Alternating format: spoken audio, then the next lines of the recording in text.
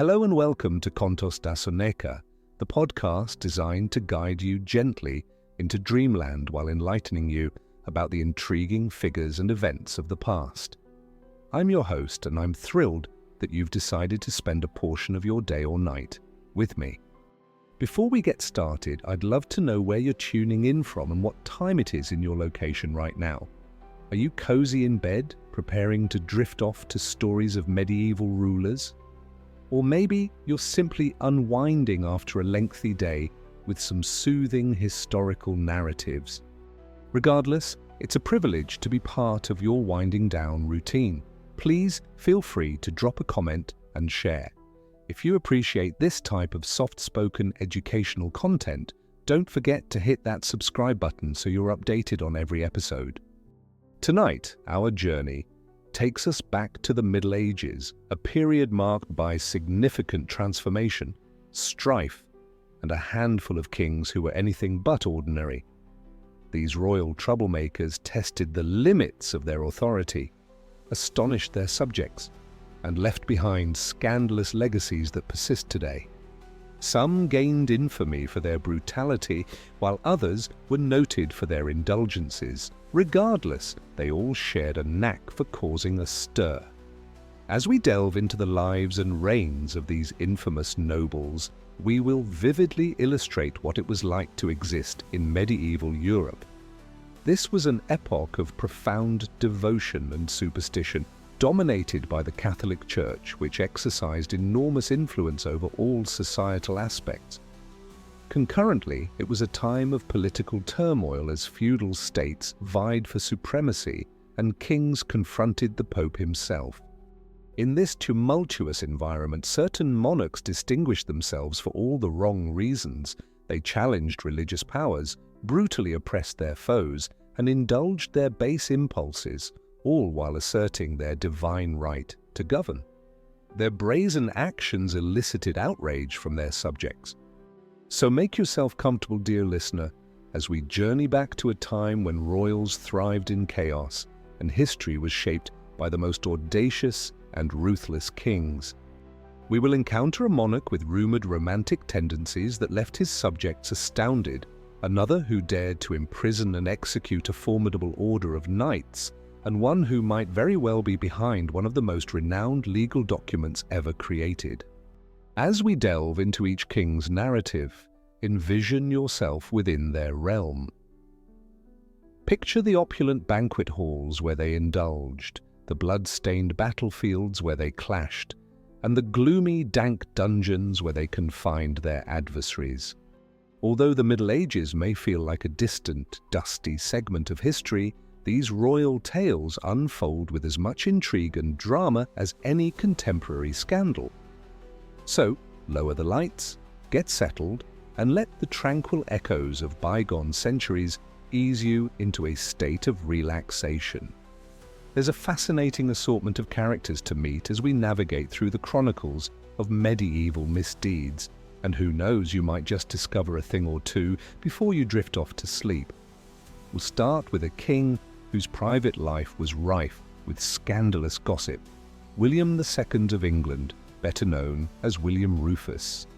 Born circa 1056 AD, William was the third son of William the Conqueror, the Norman king who invaded and subdued England. As a younger son, he was not anticipated to ascend to the throne. However, destiny had different plans. Upon his father's death in 1087, the crown was passed to his eldest son, Robert Curthos, who was away participating in the First Crusade. Seizing this opportunity, William hurried to England and was crowned king at Westminster Abbey, bolstered by the support of influential nobles favouring him over Robert. From the outset, William Rufus established himself as a divisive figure, known for his fiery disposition, penchant for luxury, and indifference toward the church. Yet what truly ignited chatter were the tales surrounding his personal affairs. Medieval England, as you might imagine, was a strongly religious society that frowned upon any departure from established masculine ideals. William, on the other hand, appeared to be somewhat of an unconventional character in this regard. Whispers circulated that he kept the company of stylish young men, lavishly bestowing them with gifts and adulation. There were even allegations suggesting that his connections with these favored individuals were more than platonic. It's important to note, however, that the veracity of these claims remains uncertain. Medieval gossip could easily be as unreliable as today's sensationalist tabloids. Nonetheless, it was quite scandalous for a king to be subjected to such speculation during that era. William's supposed preferences quickly became a recurring theme among his adversaries, who viewed them as indicators of his moral inadequacy to rule.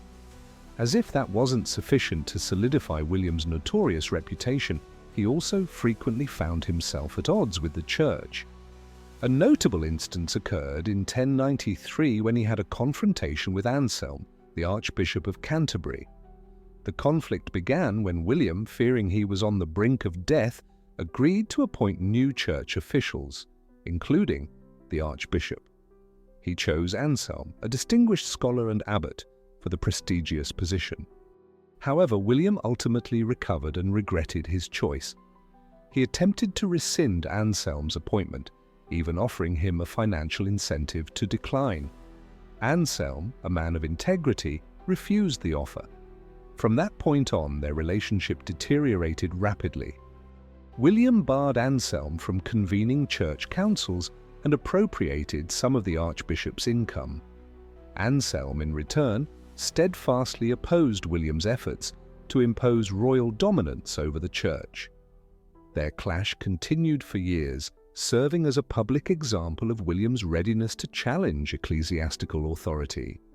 Many of these disputes might have faded into obscurity if not for the shocking manner of William's demise. In 1100, while on a hunting expedition in the New Forest, he was struck and killed by an arrow. The arrow was shot by a noble named Walter Trell, who just so happened to be the sibling of the man who had recently taken over from Anselm as Archbishop of Canterbury. Was this merely a coincidence? Many people at the time didn't think so. There were rumors suggesting that Trell had killed the king at the church's behest, seeking revenge for William's perceived slights. Others hinted that William's own brother, Henry, who was also out hunting that day, had a hand in the assassination. The truth of what transpired during that ill-fated hunt may remain a mystery forever. What is certain, however, is that William Rufus left a legacy as one of the most divisive kings in medieval England, a ruler whose scandals, both personal and political, made him an object of both intrigue and criticism. As we continue exploring the lives of these controversial medieval rulers, we now turn to a monarch whose clashes with religious powers took an even more dramatic course. Philip IV of France. Born in 1268, Philip ascended to the throne at just 17 years old, inheriting one of the most formidable kingdoms in Europe. Shortly thereafter, he would wield that power in ways that astonished and horrified his peers. Philip's most infamous act was the ruthless crackdown on the Knights Templar, a powerful and wealthy order of warrior monks. Established in the 12th century to safeguard Christian pilgrims heading to the Holy Land, the Templars had evolved into a significant financial and military presence, with an extensive network of fortifications and banks throughout Europe. Yet in 1307, Philip unexpectedly turned against them, commanding the arrest of their leaders on accusations of heresy, blasphemy, and sexual misconduct. The knights endured horrific torture, including having their feet roasted over open flames until the bones were exposed. Many confessed to the allegations under immense pressure, only to later retract their statements. Philip didn't halt his campaign there. He compelled Pope Clement XI to disband the Templar Order completely, confiscating its resources for the French crown. The Grand Master of the Templars, Jacques de Molay, was executed by burning in 1314, defending his innocence until the very end. Scholars continue to debate Philip's motivations behind this drastic purge. Some argue he was genuinely convinced of the Templars' heresy, while others believe his real intention was to acquire their immense wealth and eliminate a possible threat to his authority. Regardless of his motives, the suppression of the Templars exemplified Philip's readiness to challenge religious leaders.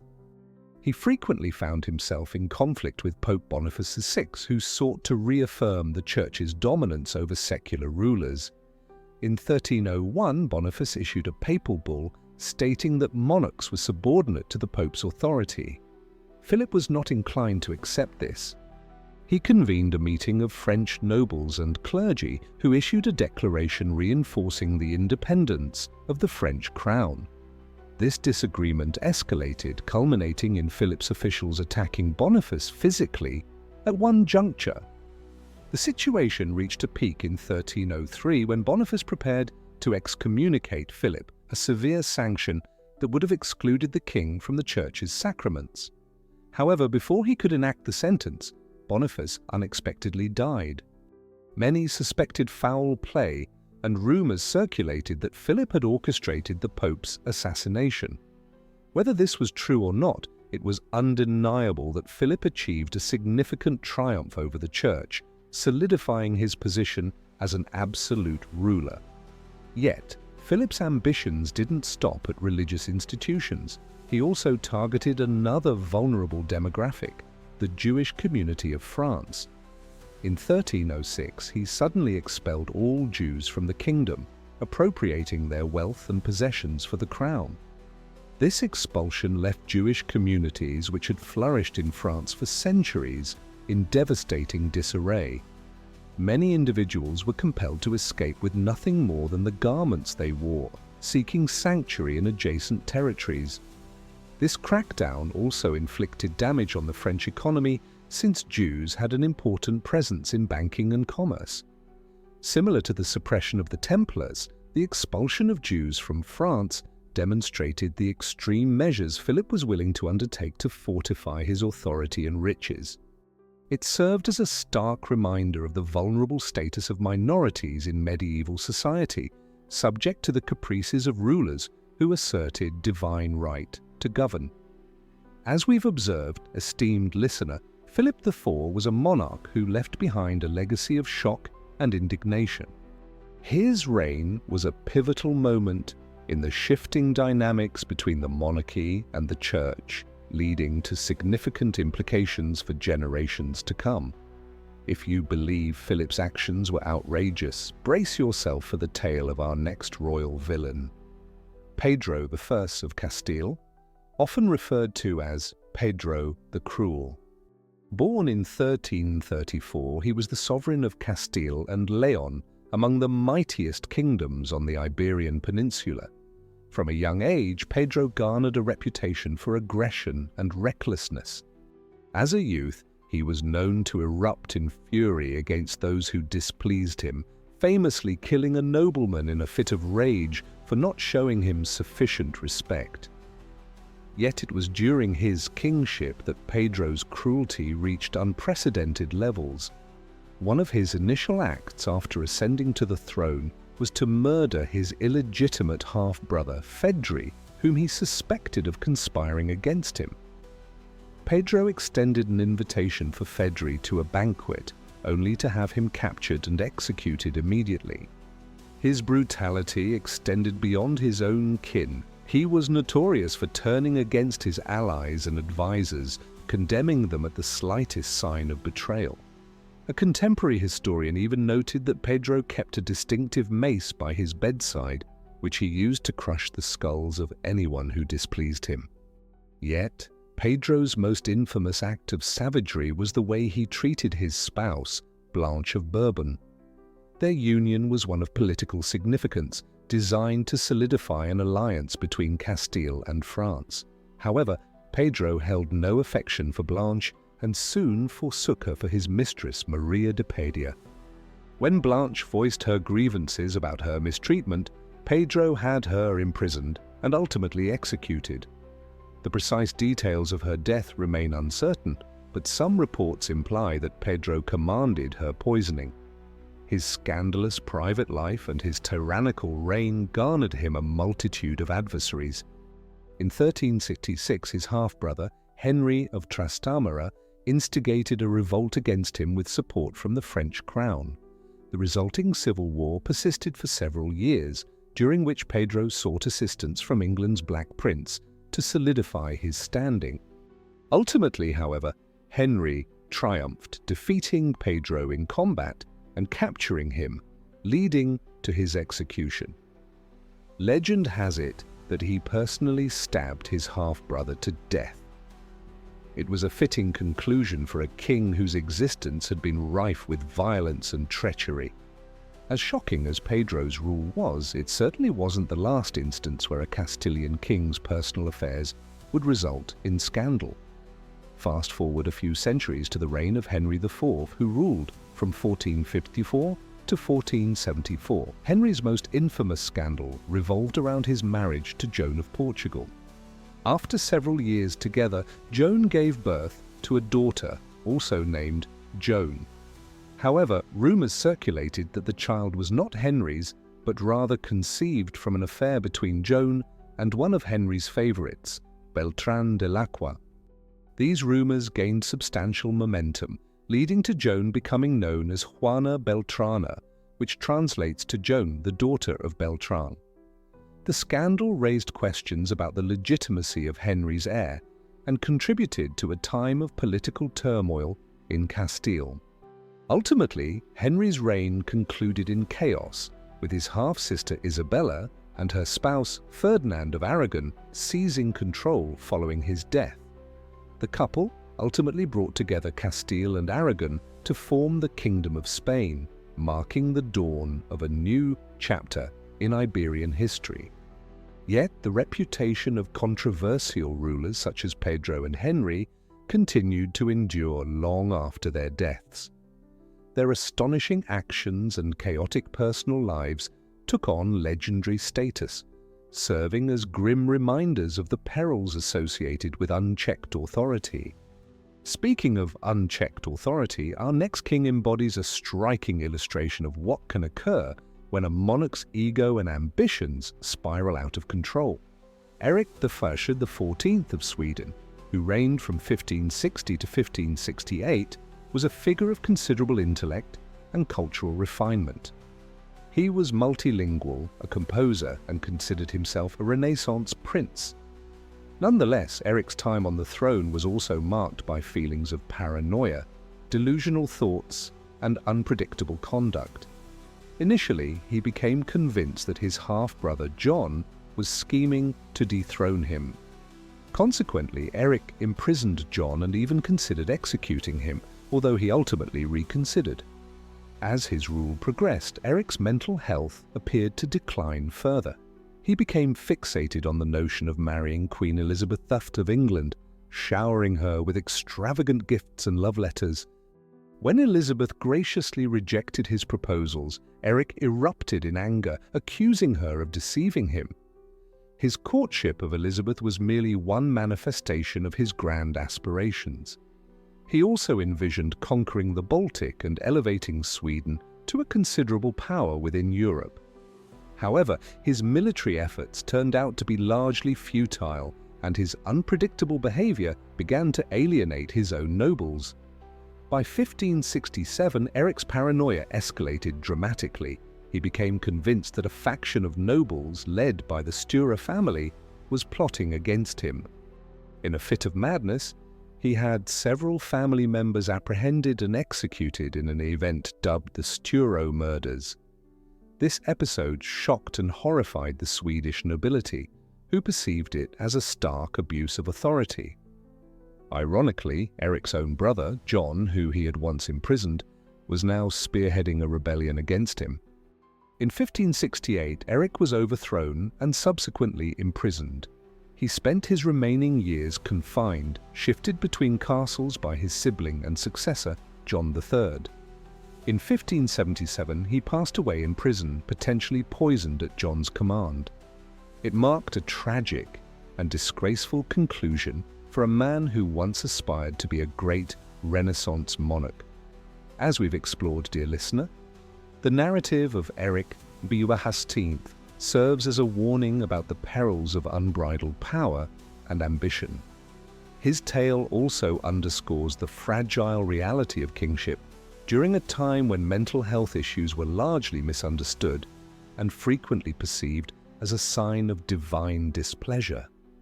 Yet Eric was not the sole medieval ruler to struggle with matters of legitimacy and succession. In fact, many of the most debated kings throughout history were those embroiled in disputes over their right to govern. Among them was John, famously known as John Lackland, who reigned over England from 1199 to 1218. John was the youngest offspring of King Henry II and was not anticipated to ascend to the throne. However, following the death of his elder brother Richard the Lionheart, who left no heir, John claimed the crown for himself. His rule was marked by turmoil, primarily due to conflicts with his own nobles who opposed his efforts to consolidate power and impose taxes. In 1215, a faction of barons revolted against John, compelling him to endorse the Magna Carta, a document that curtailed monarchical authority and initiated the principle of the rule of law. Nevertheless, John had no desire to honor the Magna Carta's stipulations. He sought the intervention of Pope Innocent III to nullify the document, arguing that it had been signed under duress. When the barons discovered John's betrayal, they extended an invitation to Prince Louis of France, urging him to invade England and claim the throne. This led to a disastrous war for John, resulting in the loss of a vast treasure of royal jewels and gold while navigating a perilous stretch of marshland. Shortly thereafter, he fell ill with dysentery. John met a miserable and disgraceful demise in 1216, his kingdom in utter disarray. John's tenure as king was so catastrophic that he earned the moniker Bad King John in popular folklore. However, his legacy is more intricate than that straightforward label implies. The Magna Carta, while initially deemed a failure, eventually emerged as a foundational element of English law and a representation of individual rights. As we have seen, the reigns of Henry VIII and his peers were marked by religious turmoil, political machinations, and ample personal scandals. Yet, they weren't the sole controversial rulers to grace the thrones of medieval Europe. Consider the infamous Charles XIII of Navarre, infamously referred to as Charles the Bad. Born in 1332, Charles was an ambitious individual with questionable morals. As the King of Navarre and Count of Evreux, he spent a significant portion of his rule caught up in conspiracies and power struggles against his nominal lord, King John VII of France. His first clash with the French crown occurred in 1354, when he faced accusations of plotting the assassination of the Dauphin, the future King Charles V. Despite the scant evidence against him, he was imprisoned by King John. Nevertheless, Charles was known for his cunning. He managed to escape and return to his lands in Navarre, where he gathered an army and declared war on France. Over the following decades, Charles became a persistent nuisance for the French monarchy. He aligned himself with England during the 100 Years' War and later assassinated a notable French nobleman, Count Charles of Spain. His scandalous actions earned him the label of Charles the Bad and created formidable enemies on both sides of the English Channel. However, one of Charles's most daring plans was his attempt to seize the French throne itself. In 1378, he proclaimed himself the legitimate King of France due to his lineage from King Louis XVI. This audacious assertion garnered little support among the French nobility, but demonstrated Charles's unbridled ambition and disdain for conventional political standards. Ultimately, his reckless pursuits led to his downfall. In 1387, following years of intermittent conflict with France, he was compelled to cede the majority of his French territory to King Charles V. While he retained the title of King of Navarre, his authority was significantly diminished. 6 years later, he passed away, his grand ambitions largely unrealized. The tumultuous reign of Charles the Bad illustrates the intricate web of rivalries and alliances that shaped the politics of the medieval period. In an era where royal sovereignty was frequently fragile, ambitious nobles like Charles could establish their own domains and even confront the most powerful monarchs. Yet while Charles epitomized the zenith of feudal power struggles, other controversial kings drew inspiration from the merciless rulers of the ancient times. One such leader was Vlad III, known in history as Vlad the Impaler. Born in 1431 in what is now Romania, Vlad was the second son of Vlad II Dracul, who was part of the Order of the Dragon, an order of chivalry committed to defending Christian Europe against the Ottoman Turks. As a young noble, Vlad and his brother were dispatched to the Ottoman court as political hostages, a widespread practice of the time that aimed to secure the loyalty of vassal rulers. Vlad's years in captivity under the Ottomans profoundly influenced his mindset and governing methods. He developed a deep-seated animosity towards the Turks and built a legacy of brutality that would follow him throughout his life. Upon claiming the Wallachian throne in 1456, he swiftly moved to secure his power. He summoned political opponents to a grand banquet at his castle, only to have them all arrested and subsequently impaled on stakes. This horrific act was merely a precursor to the reign of terror that would unfold. Over the following years, Vlad would earn his grim moniker through a series of shocking acts of cruelty that astonished even those contemporary to him. He impaled thousands of his subjects for offences as trivial as stealing a loaf of bread, and unleashed a campaign of terror against the Transylvanian Saxons, a German-speaking minority he perceived as a threat to his authority. Vlad, however, reserved his most extreme cruelty for his long-standing adversaries, the Ottoman Turks.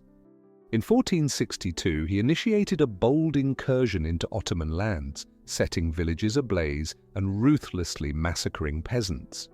When Sultan Mehmed II dispatched envoys to propose a truce, Vlad had them impaled without hesitation. His defiance against the Ottomans elevated him to a heroic status among many in Europe, who viewed him as a protector of Christianity against the encroaching Islamic influence. However, his mercilessness and increasing paranoia ultimately estranged even his closest supporters. That same year, he was overthrown by his own brother, Radu, who had been raised alongside him as an Ottoman captive. Although he later reclaimed his throne, his authority had been diminished. Vlad met his demise in battle around 1476 or 1477, and it is said that the Turks decapitated his body. Today, Vlad the Impaler is more often remembered as a figure of Gothic horror than as a genuine historical figure. His actions were so appalling, so seemingly inhuman, that it's all too easy to consign him to the fantasies of nightmares. Yet the real history of this contentious king is even more unsettling than the myths that surround him. While Vlad's reign of terror was exceptional, it was not unique within the bloody chronicles of medieval monarchy. Throughout Europe, kings and nobles committed acts of savagery and vengeance that can hardly be fathomed by contemporary standards. For instance, in England, there was the infamous King John, whose tyranny and unpredictable brutality incited a baronial uprising, leading to the signing of the Magna Carta in 1215. Often remembered today as a symbol of freedom, John was, in reality, a merciless despot who showed no qualms about murdering his own nephew or starving adversaries in his dungeons. Then there was Holy Roman Emperor Frederick II, a brilliant yet immoral ruler frequently at odds with the papacy, who faced accusations of heresy, blasphemy, and even Satanism from his detractors. Frederick was an individual driven by unquenchable curiosity and cruel whims who once isolated a group of children to discover what language they would naturally speak, a notorious undertaking known as the language deprivation experiment. He was also rumored to have maintained a harem of concubines and engaged in the occult, allegations that contributed to his dark reputation. Yet perhaps no medieval ruler exemplified the perilous allure of power as strikingly as the famed Empress Theodora of the Byzantine Empire. Rising from a background of poverty and shame, her father was a worker at the Hippodrome, while she herself began her life as an actress and courtesan. Theodora ascended to become the most formidable woman in the medieval realm. As the spouse of Emperor Justinian I, she exercised considerable power over the Byzantine Empire. She played a crucial role in quelling the Nika riots, which nearly brought down her husband's rule and later persuaded him to remain steadfast amid a devastating plague and foreign attacks. Her courage and relentless nature garnered her the admiration of the populace, but also the animosity of the Byzantine elite, who begrudged her humble beginnings and her assertiveness, which they considered unfeminine. However, Theodora's most disputed action was her proactive involvement in religious matters. A fervent monophysite Christian, she held the belief that Christ possessed a single divine nature as opposed to the human and divine nature emphasized by Orthodox teachings. She leveraged her influence to advocate for monophysite clerics and to persecute their Orthodox opponents, positioning herself in direct conflict with the Pope and much of the Western Church, a clash that would have lasting repercussions for Christian unity. Despite the numerous adversaries she faced, Theodora remained a formidable presence until her death in 548 AD. She was grieved by the everyday citizens of Constantinople who viewed her as a guardian and ally, yet she was loathed by the senatorial class who spread scandalous tales about her alleged moral depravity and brutality. Similar to many contentious rulers from the Middle Ages, Theodora's story is multifaceted. She was a woman who broke the norms of her era and commanded authority in a society that frequently resisted female leadership. Yet she was also known for her ruthless and at times tyrannical nature, leveraging her power to vanquish her opponents and assert her dominance over the state. Ultimately, this perhaps reveals one of the most significant insights about medieval sovereignty, that power, with all its enticing charm, can be a perilous and morally corrupting force. The monarchs who mastered it often embraced its darker side, exhibiting cruelty, paranoia, and megalomania. In contemporary times, we might reflect on these controversial figures with a blend of intrigue and fright. Yet during their reigns, they were mere reflections of a world where strength dictated justice and the powerful exerted control over the weak with an iron grip. The Middle Ages were characterized by significant turmoil and change, a time when established orders were disintegrating and new authorities emerged. In this tumultuous and frequently violent environment, monarchs held considerable sway over their subjects' lives. Some utilized their influence for the betterment of society, while others engaged in malevolent acts. Nevertheless, each left a lasting impact on history. While the narratives surrounding these controversial leaders might resemble folklore, tales of larger-than-life characters traversing the stage of history, engendering chaos and destruction, often the reality is indeed stranger than fiction. These individuals were flawed humans, driven by genuine passions and imperfections, products of their historical contexts, molded by the ideologies and values prevalent in their societies. Yet despite their shortcomings, these kings and queens indelibly influenced the trajectory of human history.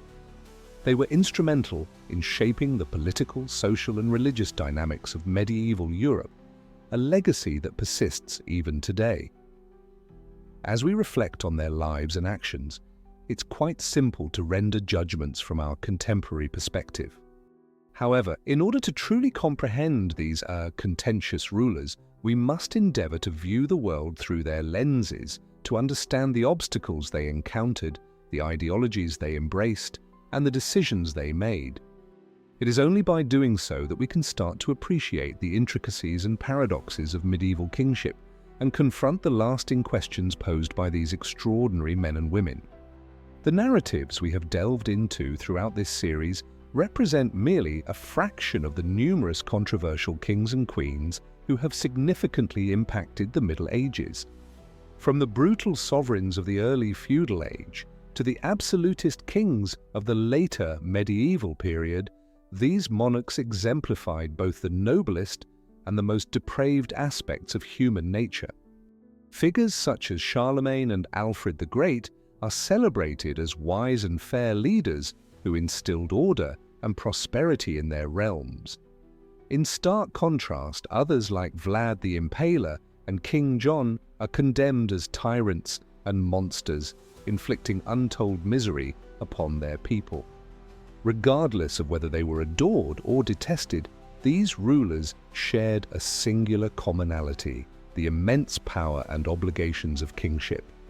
At a time when the divine right of kings was an accepted truth and the destiny of nations rested upon the whims of one individual, the choices made by these individuals had far-reaching implications.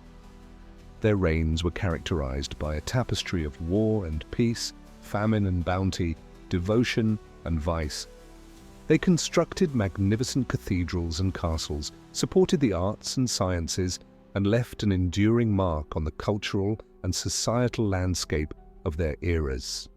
And yet, despite their splendor and achievements, these kings and queens were fundamentally human, subject to the same anxieties, aspirations, and frailties as the rest of us. They experienced love and hate, victories and defeats, lived and perished. Ultimately, they were merely individuals who shouldered the significant weight of leadership amid a chaotic and, at times, unrelenting era.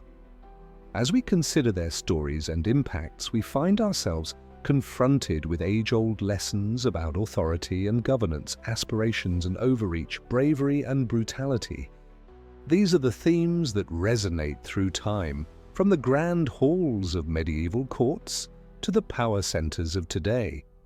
Thus, as we prepare to drift into slumber, we should reflect on the narratives of these contentious monarchs, not merely as ancient artifacts of a lost age, but as lasting reflections of the human experience. In their victories and downfalls, their strengths and weaknesses, we may gain insight into our own existence. We concluded with the shocking execution of Anne Boleyn, the second wife of Henry VIII, on fabricated charges of infidelity and treason in 1536. The despotic king wasted no time moving past this grim episode. Just days following Anne's execution, Henry became engaged to the mild and compliant Jane Seymour. In many respects, Jane represented everything Anne was not. While Anne was fiery and assertive, Jane was gentle, submissive, and accommodating. She was precisely what Henry sought in a spouse at that time, a compliant partner who would bear him a male heir without any dissent. 11 days post Anne's execution, while the court was still in shock, Henry and Jane were married in a secluded ceremony. Though his subjects were taken aback by the rapid developments, they anxiously hoped that this unassuming new queen would succeed where her predecessors had faltered in producing a healthy prince.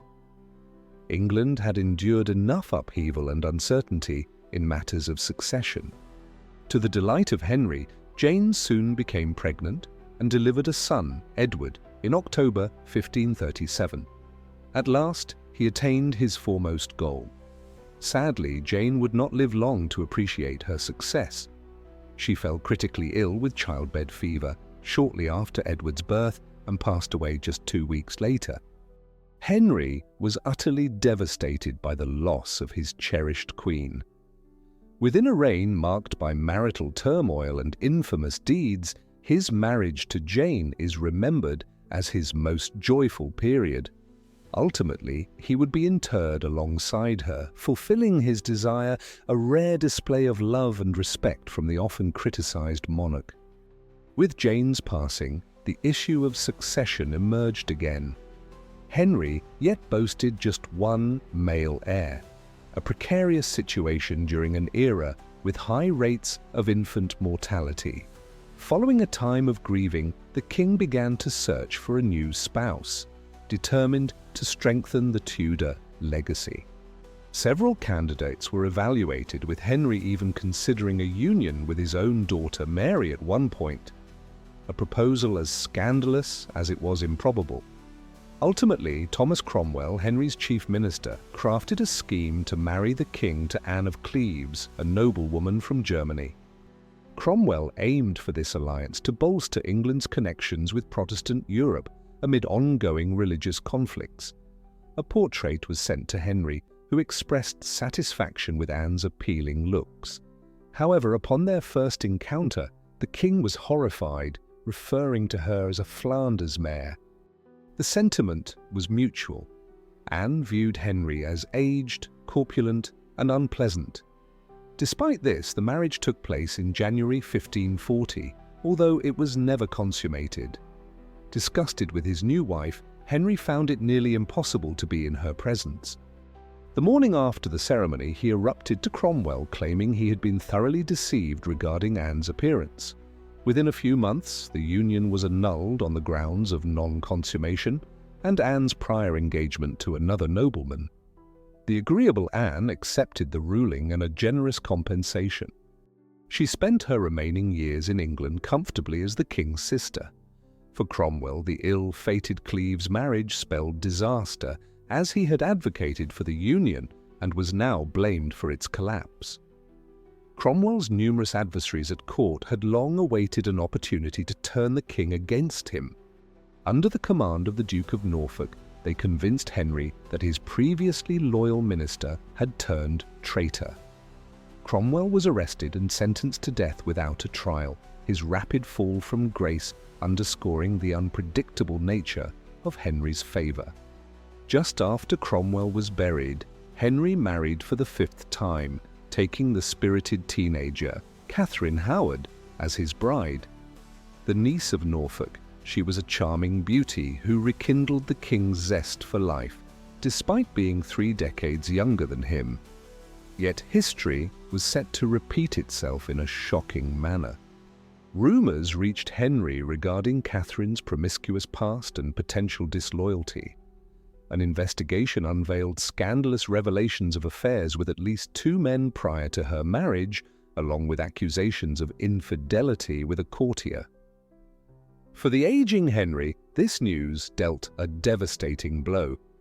Infatuated with his youthful bride, he had indulged her every desire and flaunted her vivaciousness, only to be humiliated by her scandalous behavior. The aftermath would be as brutal as what Anne Boleyn had faced. Following a trial where her own family provided incriminating testimony, Catherine was executed for high treason in February 1542, accompanied by several alleged lovers. The Howard incident signified a pivotal moment for the king. As his health declined and he became increasingly overweight, Henry withdrew from public engagements. Perhaps humbled by his disgrace, he made a more prudent choice for his 6th wife, marrying the mature widow Catherine Parr in 1543. More of a caretaker than a partner, Parr would escape the grim fates of her predecessors, offering Henry companionship in his final years. Throughout this chaotic time, the king remained fixated on ensuring the succession. The tragedies that had befallen Henry's wives served as stark warnings of the precariousness of the Tudor dynasty. Demonstrating his customary ruthlessness, the king acted decisively to secure his lineage, eliminating any and all perceived threats. Most prominently, Margaret Pole, Countess of Salisbury and daughter of George, Duke of Clarence, met a brutal end in 1541, executed on fabricated charges of treason at 67 years old. Her true offence was being one of the last Plantagenets with a legitimate claim to the throne. The way she was executed was particularly brutal. When Margaret resisted placing her head on the block, the inexperienced executioner repeatedly struck her neck and shoulders, needing 11 strikes to finally achieve the fatal blow. It was a horrific demise for a noblewoman, reflecting Henry's escalating paranoia and cruelty. As the king's life waned, everyone was concerned about the destiny of his only male heir. Edward, still a child at the young age of 9, ascended the throne following Henry's death in January 1547. On his deathbed, the king had established a regency council filled with Protestants to govern in Edward's stead.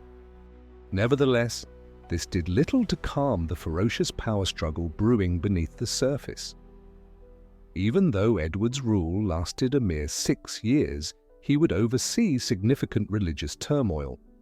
Under the influence of radical Protestant supporters like Edward Seymour and John Dudley, he would propel the English Reformation further into extremism, moving the Church of England in even bolder directions. Catholic rites were abolished, priests were permitted to marry, and participating in a Latin Mass could lead to imprisonment. Tragically, like many young kings, Edward's reign would be unexpectedly cut short. Having always struggled with his health, he contracted tuberculosis and passed away at just 15 years old in 1553. On his deathbed, influenced by Dudley, he attempted to prevent the Catholic Mary from taking the throne. However, this scheme fell apart, and Mary eventually claimed her rightful position as England's first queen.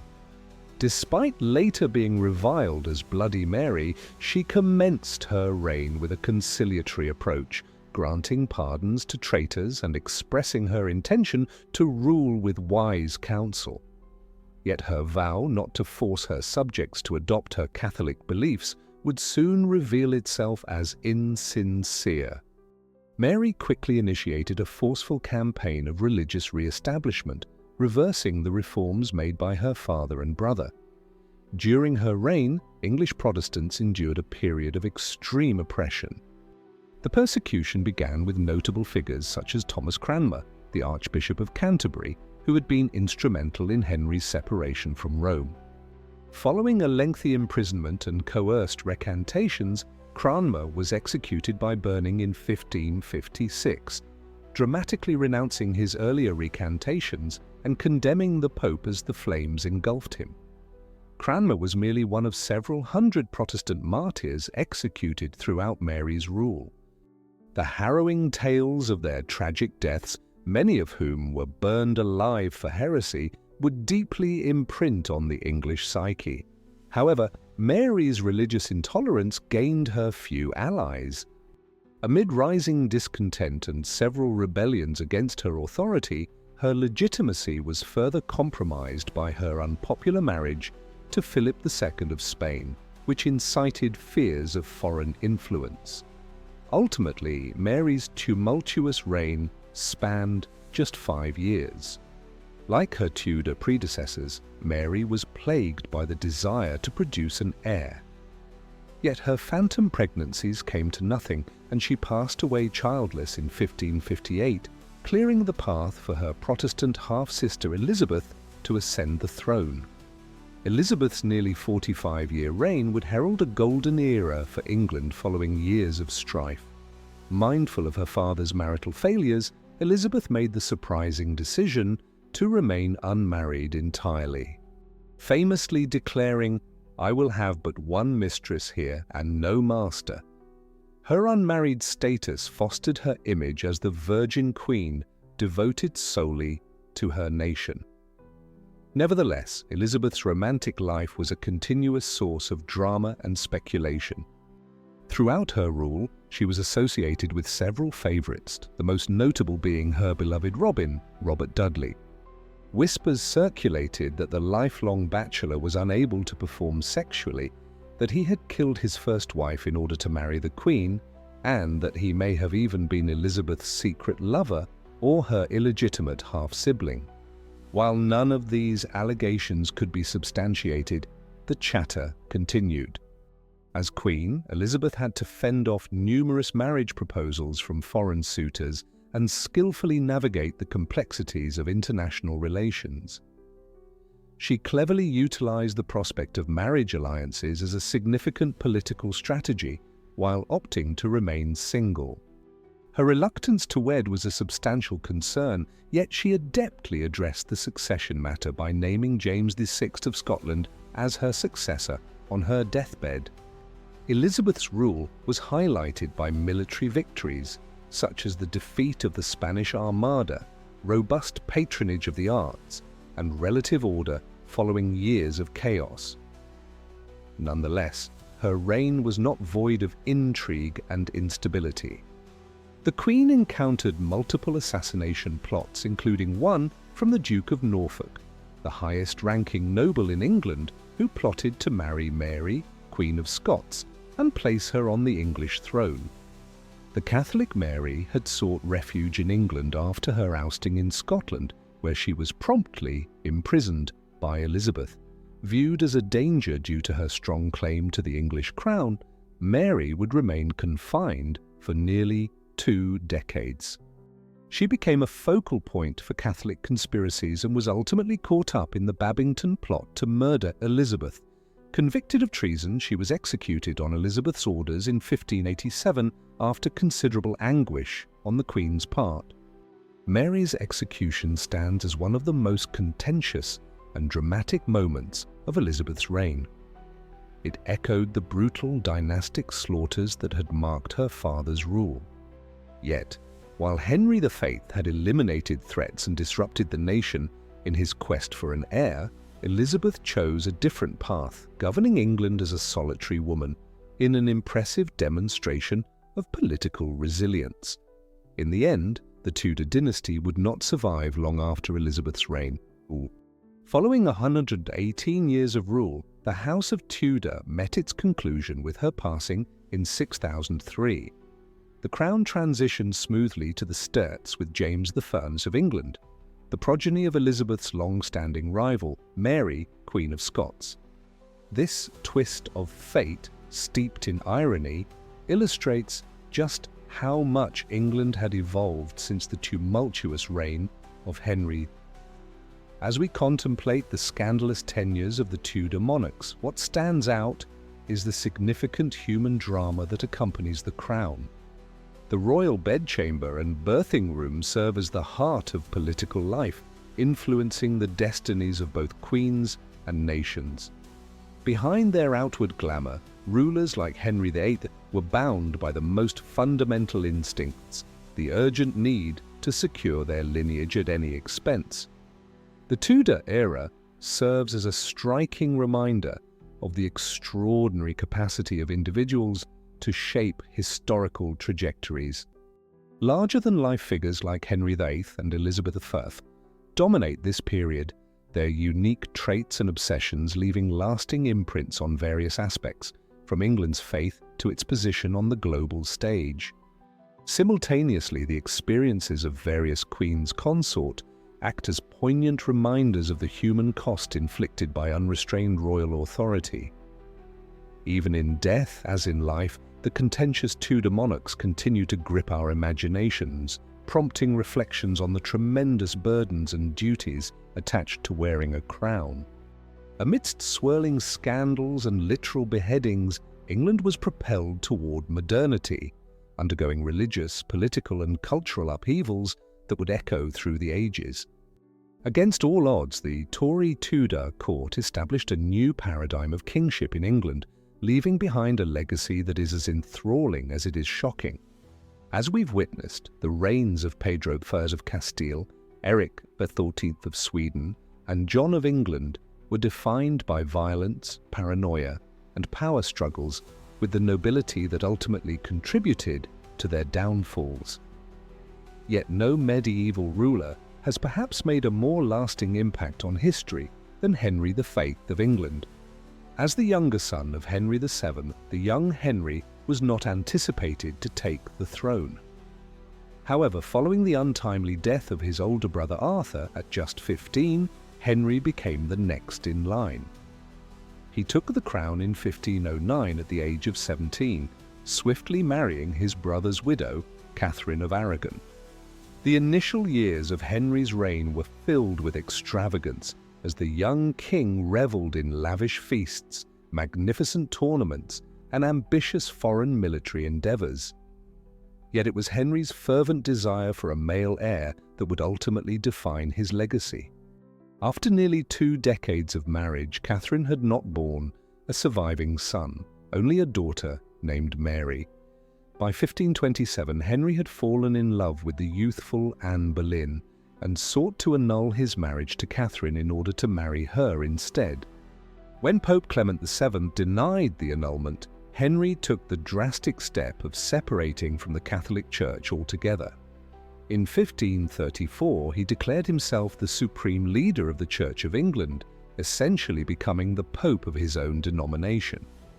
This move enabled him to annul his marriage with Catherine and wed Anne Boleyn.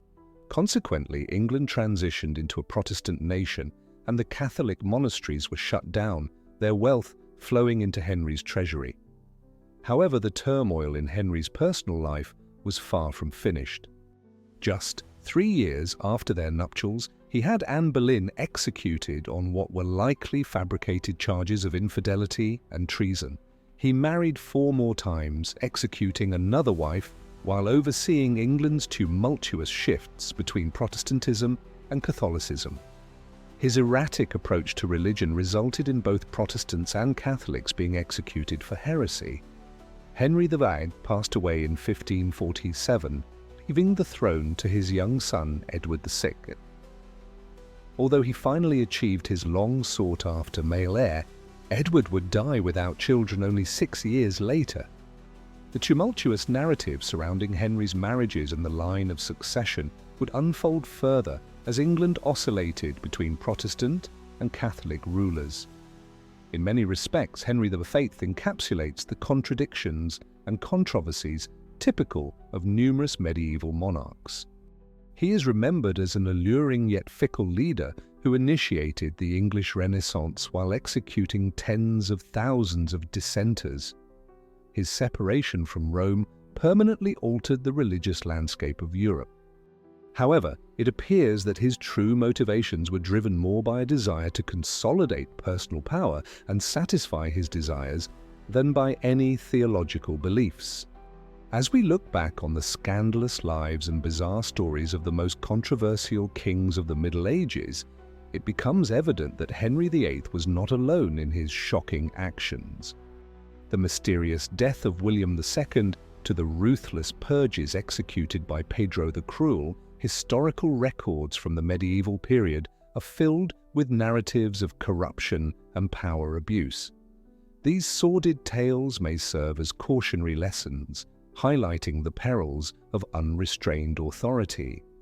Rulers such as Philip V of France and John of England discovered the hard way that even monarchs supposedly chosen by divine right could incite the fury of the nobles, clergy, and common people they blatantly oppressed. The Magna Carta and the uprising of the Knights Templar illustrated that there were bounds to royal power. Concurrently, the propensity of medieval kings to shock and provoke, challenging deep-rooted traditions and institutions, could be interpreted as a perverse form of progress.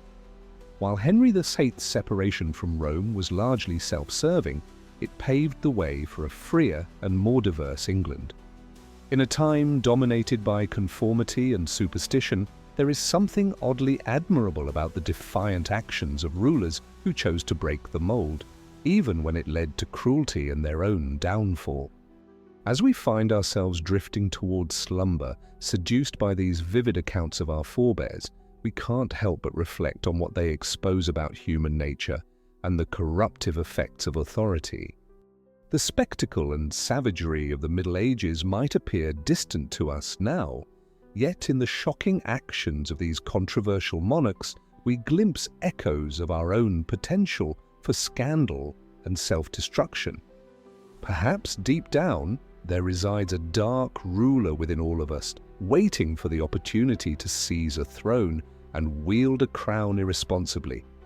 With that disquieting thought, I wish you a good night and pleasant dreams of more civilized epochs. Thus far, as we've seen, Henry VIII's reign was defined by upheaval, scandal, and religious turmoil that irrevocably altered the trajectory of English history. His desperate pursuit of a son led him to sever ties with the Catholic Church, founding the Church of England with himself at its helm. This monumental alteration in religious power set off a chain reaction of conflicts between Catholics and Protestants, both in England and beyond, lasting for centuries. However, Henry's influence extended well past matters of faith. His 6 marriages, 2 resulting in the execution of their queens, have entered the realm of legend. The narrative of Anne Boleyn in particular has fascinated countless generations, showcasing a spirited and ambitious woman who enamored a king only to be accused of infidelity and incest due to her failure to bear a male heir. Her tragic demise, beheaded on the grounds of the Tower of London, serves as a stark reminder of the fragility of life within Henry's court. Indeed, Henry's rule bore the hallmarks of almost casual brutality, revealing a readiness to eliminate anyone obstructing his ambitions. From the execution of his steadfast advisor Thomas More, who declined to recognize Henry as the leader of the Church, to the brutal quelling of the Pilgrimage of Grace, an insurrection against his religious reforms, Henry consistently showed that he would tolerate no dissent. Nevertheless, in spite of his numerous shortcomings and misdeeds, Henry VIII stands as a monumental character in English history. His rule marked England's rise as a significant entity on the European stage, with Henry taking an engaged role in both diplomacy and military actions. He oversaw a renaissance in art and culture, supporting illustrious figures like the painter Hans Holbein and the composer Thomas Tallis. Furthermore, his lasting influence is evident throughout modern Britain, from the monarchy to the Church of England.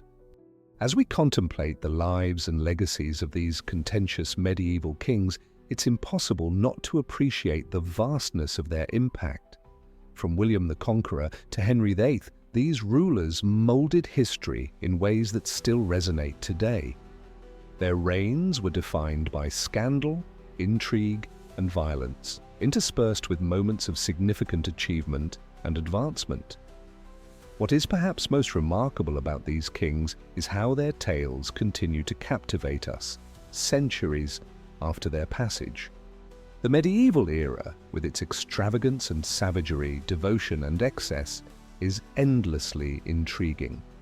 The lives of these monarchs reflect the full range of human experience, from the pinnacles of triumph to the depths of despair. And yet, despite their flaws and imperfections, there exists an almost romantic quality about these medieval rulers.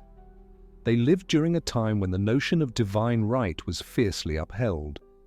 When rulers were regarded as divinely appointed figures on earth, this sense of purpose, being destined to reign, filled their lives with magnificence and meaning, though it occasionally led them into treacherous and dark circumstances. Viewing the medieval period from our current perspective makes it simple to interpret these monarchs as cautionary narratives. Their reigns illustrate the corrupting nature of authority, highlighting how even the best intentions can be distorted and corrupted by the pressures of the throne.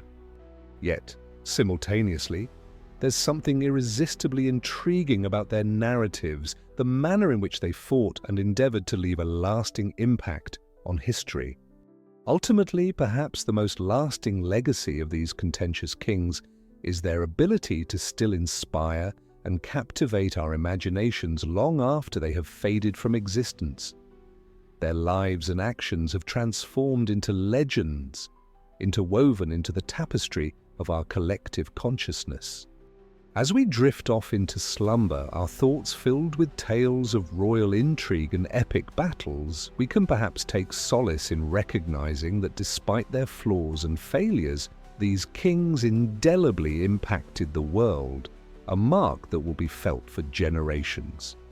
Let us part ways with the controversial monarchs of the medieval age, comforted by the understanding that their tales will endure as a lasting tribute to both the allure and dangers of wielding a crown.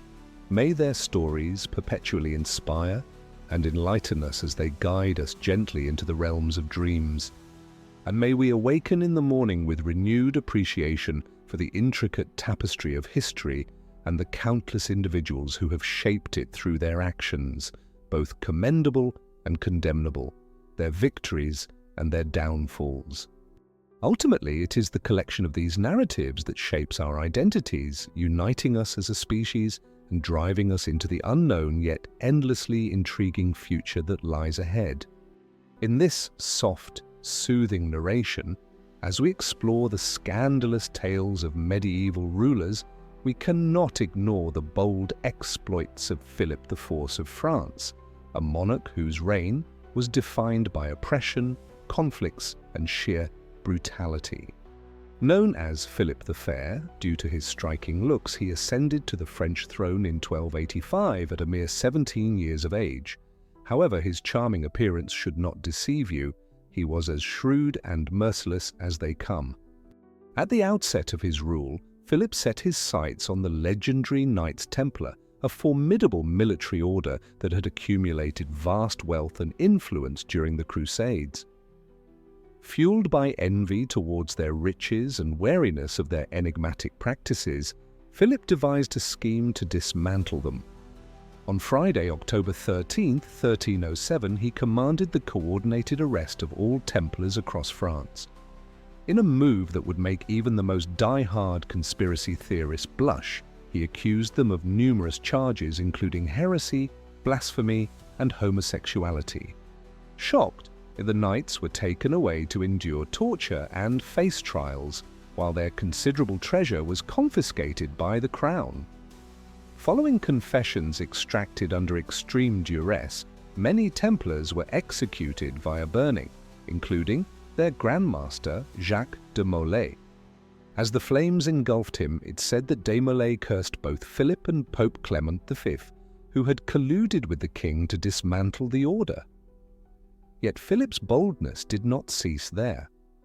In a time when rulers were anticipated to submit to the Church's authority, he audaciously dared to confront the Pope directly.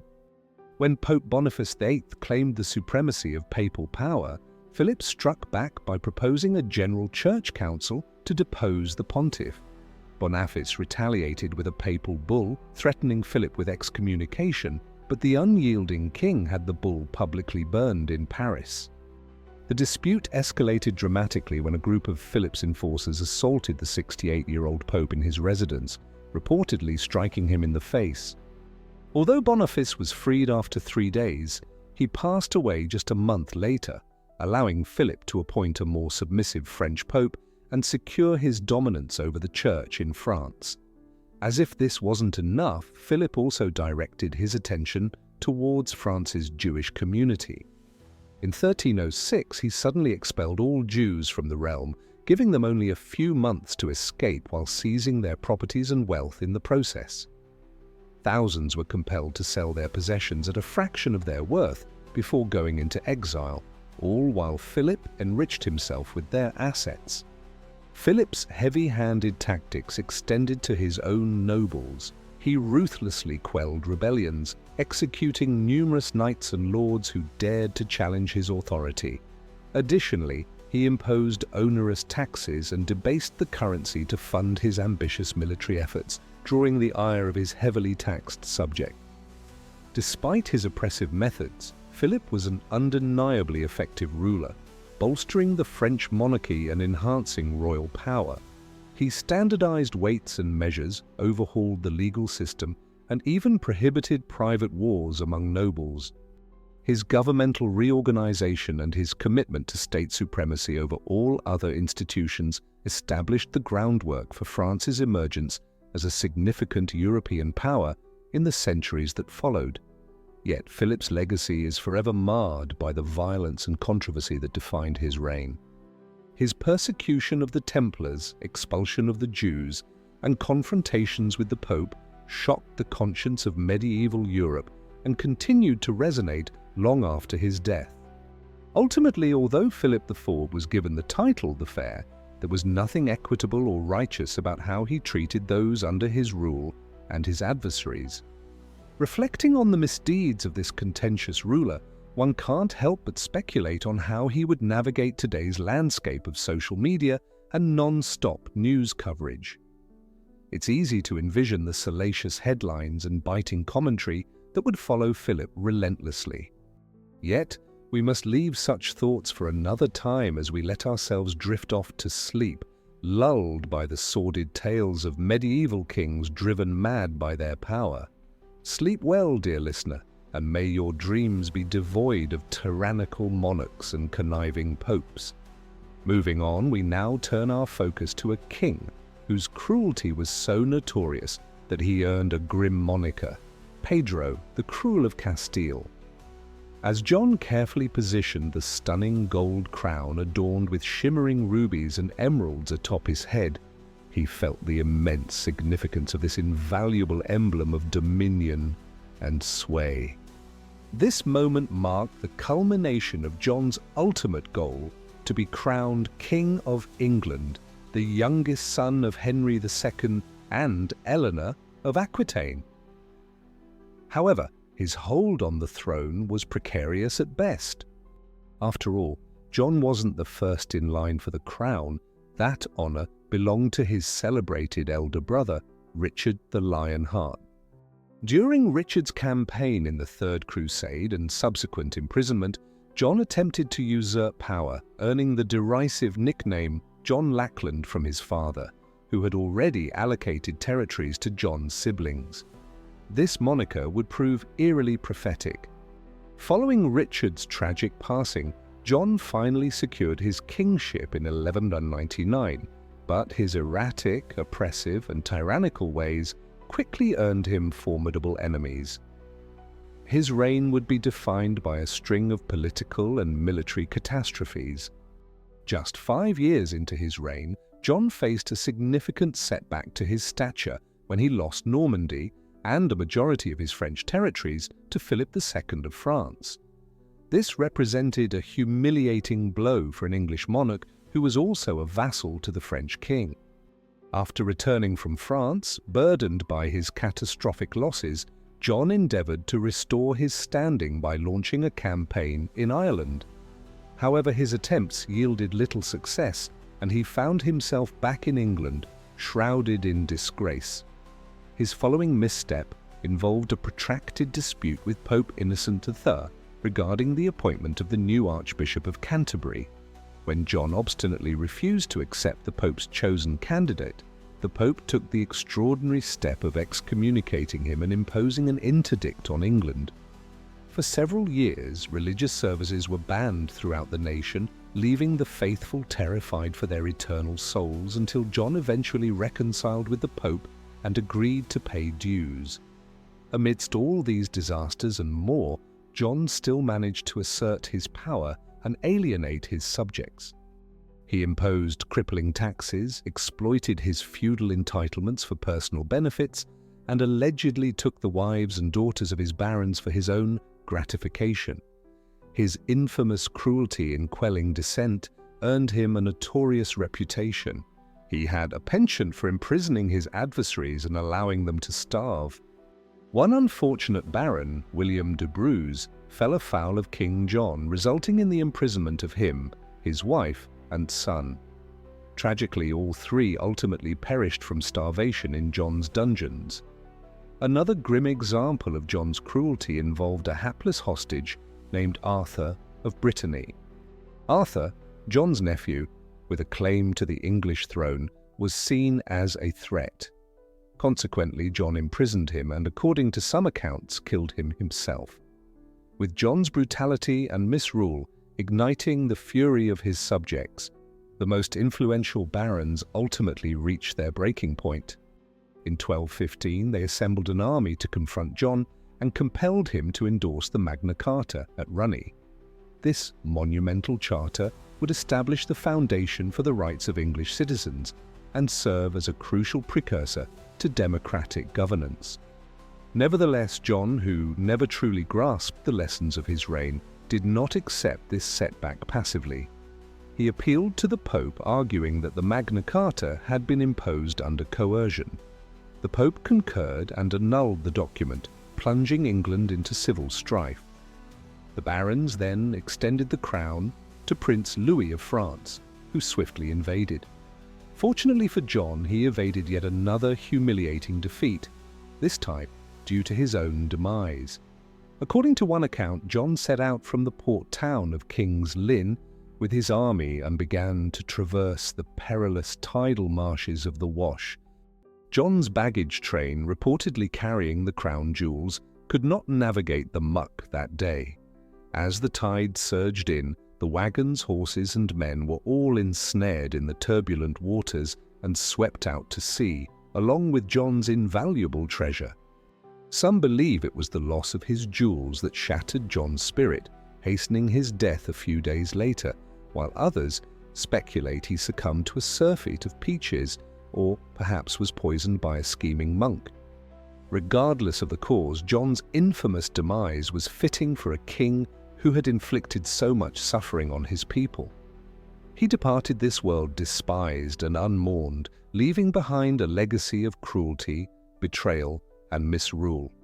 To this day, King John is remembered as one of the most ineffectual kings in English history. His name has become synonymous with failed governance and the misuse of power. Yet perhaps John's most significant legacy is the Magna Carta itself, a document that has come to embody the notion that no one, not even a monarch, is above the law. Thus concludes the sordid saga of King John, a man who grasped disgrace from the jaws of unimaginable privilege and power. However, while John might be recognized as one of the most contentious rulers of the Middle Ages, he certainly wasn't the only one to earn such notoriety. The medieval landscape teemed with vivid monarchs whose stories and actions continue to intrigue us.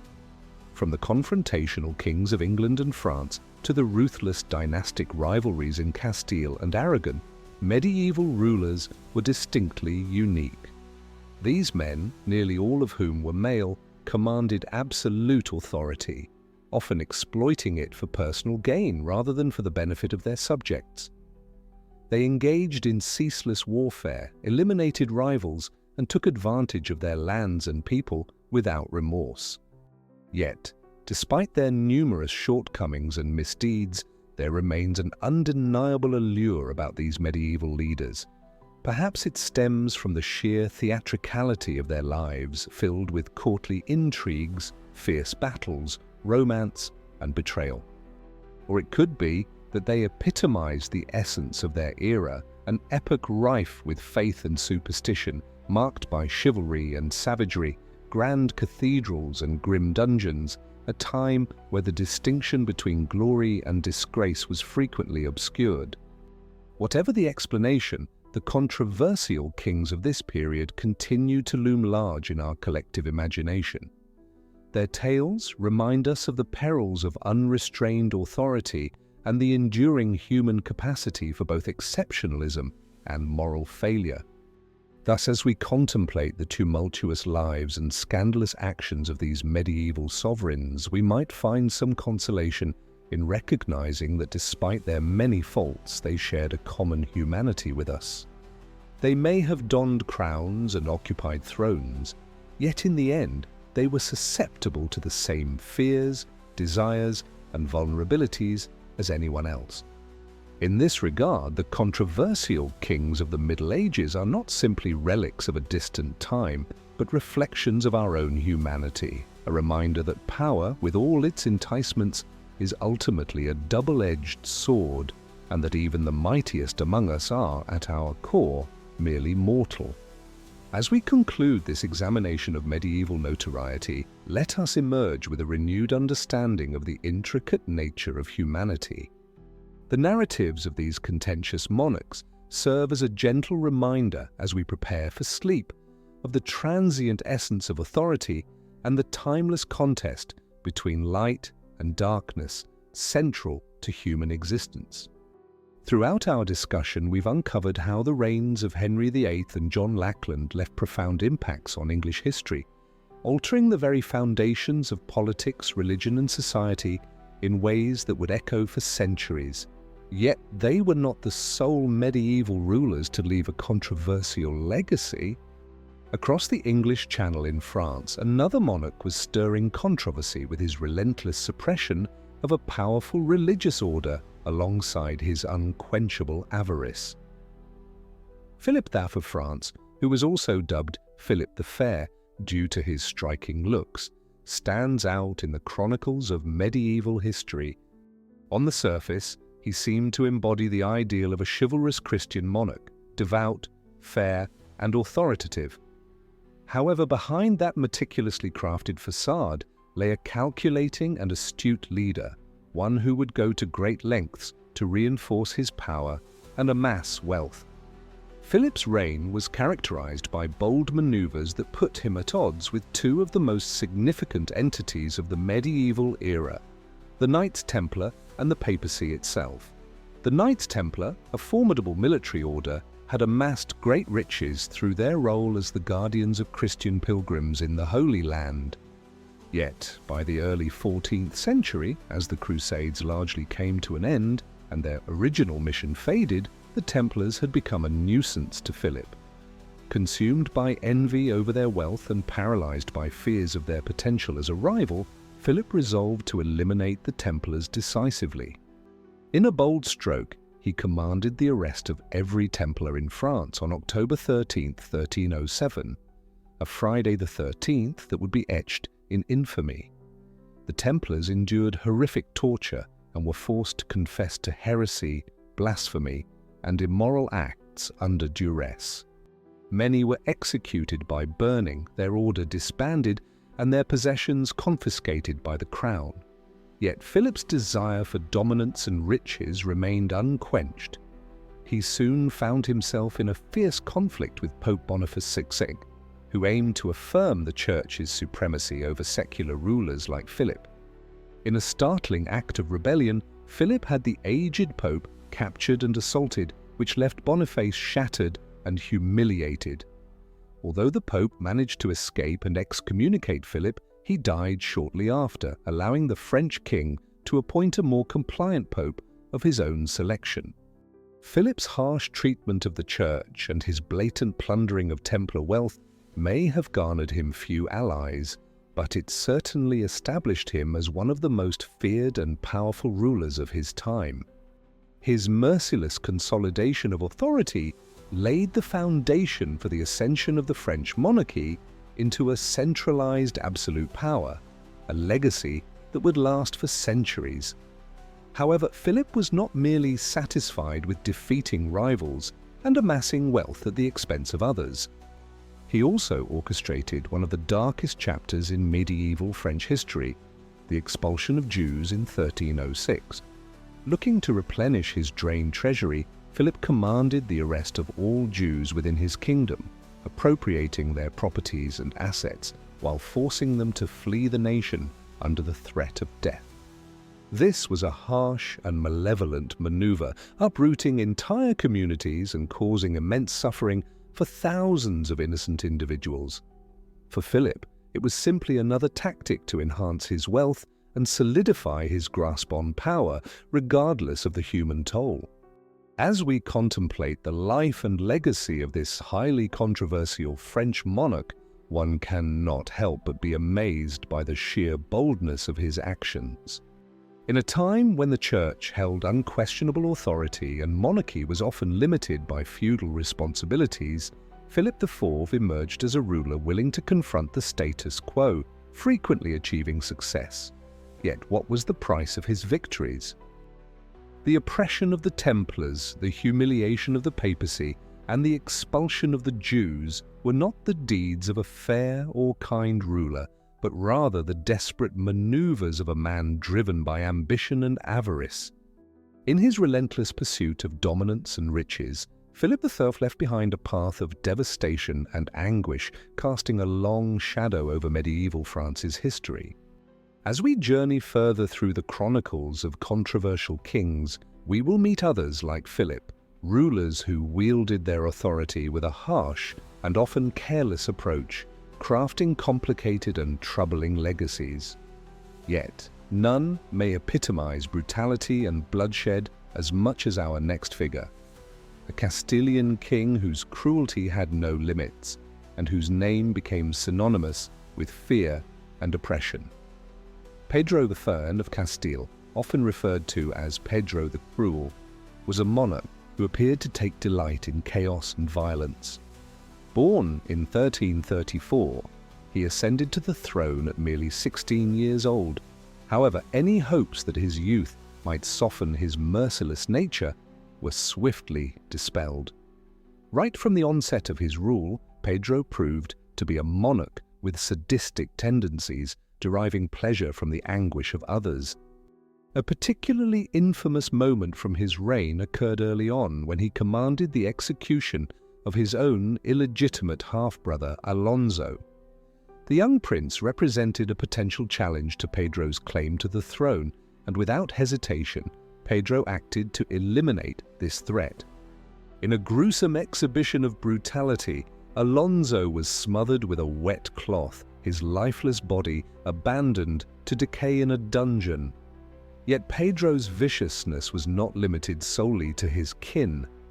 He was notorious for torturing and executing his adversaries with a sadistic pleasure, often employing the most horrific and agonizing methods imaginable. One of his preferred techniques involved binding his victims to a stake and firing arrows at them, resulting in a slow and excruciating death that could last for hours or even days. Pedro's reign was marked by unrelenting warfare and strife.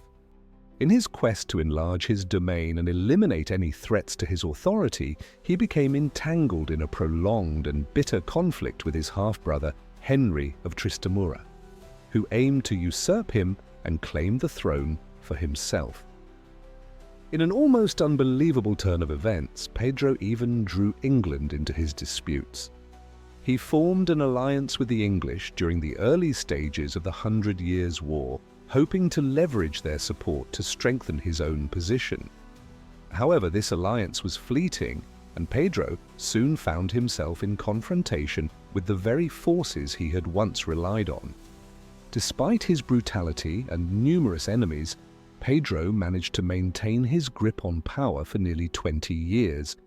Yet his fortune ultimately ran dry in 1369 when his half-brother Henry trapped and killed him in a dramatic encounter at the castle of Montiel. In a poetic end for a ruler infamous for his cruelty, Pedro was assassinated by his own brother. His reign of terror was finally brought to a close. Even in death, however, Pedro's legacy remained a subject of controversy. While some viewed him as a tyrant and monster, a king whose cruelty was boundless and who left a path of bloodshed and devastation, others saw him as a strong and resolute ruler. One unafraid to take extreme measures to secure his power and fend off his adversaries. Regardless of one's perspective, it is undeniable that Pedro the Cruel of Castile was among the most contentious kings of the medieval period, a monarch whose cruelty and ferocity would resonate through history, forever securing his spot among the most infamous rulers. Transitioning to our next topic, we journey to the remote northern region of Europe, specifically the Kingdom of Sweden. In the 16th century, another contentious king emerged, not through violence and carnage, but with a reign defined by insanity, suspicion, and inflated self-importance. Eric XIV of Sweden was a ruler who appeared to possess everything: charisma, intellect, and a forward-thinking attitude that distinguished him from many of his peers. Yet, lying beneath this exterior was a profoundly troubled individual whose grasp on reality gradually deteriorated throughout his reign. From the outset, signs suggested that the young monarch was far from stable. He frequently experienced bursts of anger and paranoia, attacking those around him while perceiving threats and schemes lurking behind every corner. His behavior grew increasingly erratic, becoming more peculiar as the years progressed. One of the most notable incidents during Eric's rule surfaced in 1567 when he embarked on a doomed venture to win the hand of Queen Elizabeth I of England. Even after being rejected by her, Eric became convinced of her secret affection for him and became fixated on the notion of marrying her. In a misguided effort to obtain her favor, Eric inundated Elizabeth with extravagant gifts and romantic letters, investing vast resources in this pursuit. He even dispatched a group of his most trusted counselors to England to advocate on his behalf, a decision that backfired horrendously when the delegation was swiftly detained and imprisoned by the English authorities.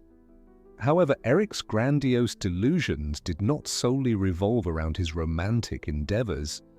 He became increasingly convinced that he was a divinely appointed figure destined by God to reign over Sweden and the world beyond. He started to present himself as a prophet and visionary, asserting that he was receiving divine messages and visions. As Eric's actions grew increasingly erratic, his close associates began to worry about his mental state and the kingdom's stability. In 1568, a faction of nobles, spearheaded by his own brother John, orchestrated a coup, compelling Eric to relinquish the throne and confining him to a castle. For the subsequent 9 years, Eric would endure captivity, his once sharp mind gradually deteriorating in the isolation of his cell. He became convinced that his jailers were poisoning him and began experiencing vivid hallucinations and delusions that intensified with each passing day. Ultimately, Eric's fears regarding poisoning would prove chillingly accurate. In 1577, he passed away in his cell, likely due to arsenic poisoning administered by his own brother. This marked a tragic conclusion for a king whose rule had been plagued by madness and paranoia from the outset. Reflecting on the life and legacy of Eric XIV, one cannot help but feel the weight of his tragic narrative. Here was a man who seemingly had it all: intelligence, charm, and a forward-thinking approach that could have positioned him as one of history's great rulers. Instead, he succumbed to his inner turmoil, with his once brilliant intellect unraveling into nothing more than madness and despair. Ultimately, Eric XIV serves as a cautionary tale, a stark reminder of the human mind's fragility and the devastating impact that unrestrained mental illness can inflict on even the most promising individuals. His life is a tragedy in every sense, cut short by forces beyond his control, with a legacy forever overshadowed by the spectre of madness and delusion. As we conclude our exploration of some of the most contentious kings from medieval history, it's difficult not to be astonished by the profound intricacies and contradictions embodied by these intriguing figures. From the relentless ambition of Philip IV to the brutal cruelty of Pedro the Cruel, and from the reckless defiance of John Lackland to the tragic insanity of Eric XIV, these individuals profoundly impacted their eras for better or worse. Their narratives serve as a powerful reminder of the immense authority and sway that medieval monarchs held over their subjects, as well as the often harrowing repercussions that could arise when that authority was mishandled or misused. They were individuals whose decisions could determine the fates of entire nations, often with whims that could result in life or death for countless individuals. Yet despite their overwhelming power and influence, these kings were also deeply human, rife with flaws, vulnerabilities, and the same desires that challenge us all. In both their successes and failures, their brilliance and madness act as poignant reminders of the intricate complexity that defines the human experience and of our ongoing fascination with those who have influenced the trajectory of history. Looking back on the lives of these controversial rulers, one must remember that their tales transcend mere stories of personal victory or disaster. They are threads in a much larger tapestry, a sophisticated interweaving of political, social, and cultural dynamics that shaped medieval Europe and beyond. Ultimately, these rulers were as much products of their own eras as they were architects of them, born into a time of significant transformation and turmoil, and compelled to navigate the perilous waters of ambition and power that surrounded them. And so, as we bid adieu to figures such as William Rufus, John Lackland, Philip IV, Pedro the Cruel, Eric XIV, and Henry VIII, let us view them not merely as singular characters, but as integral parts of a broader narrative. A narrative interwoven with themes of authority and strategy, faith and treachery, affection and grief, encompassing a spectrum of experiences. Ultimately, it is through the stories of these monarchs and the many who preceded and succeeded them that we start to grasp the intricate and endlessly captivating history of the medieval era, with all its intricacies and contradictions. As we settle down for the night, may we carry forth a fresh appreciation for the remarkable tales and figures that have influenced our world, along with a rekindled sense of awe at the timeless allure of history to engage, motivate, and change us all.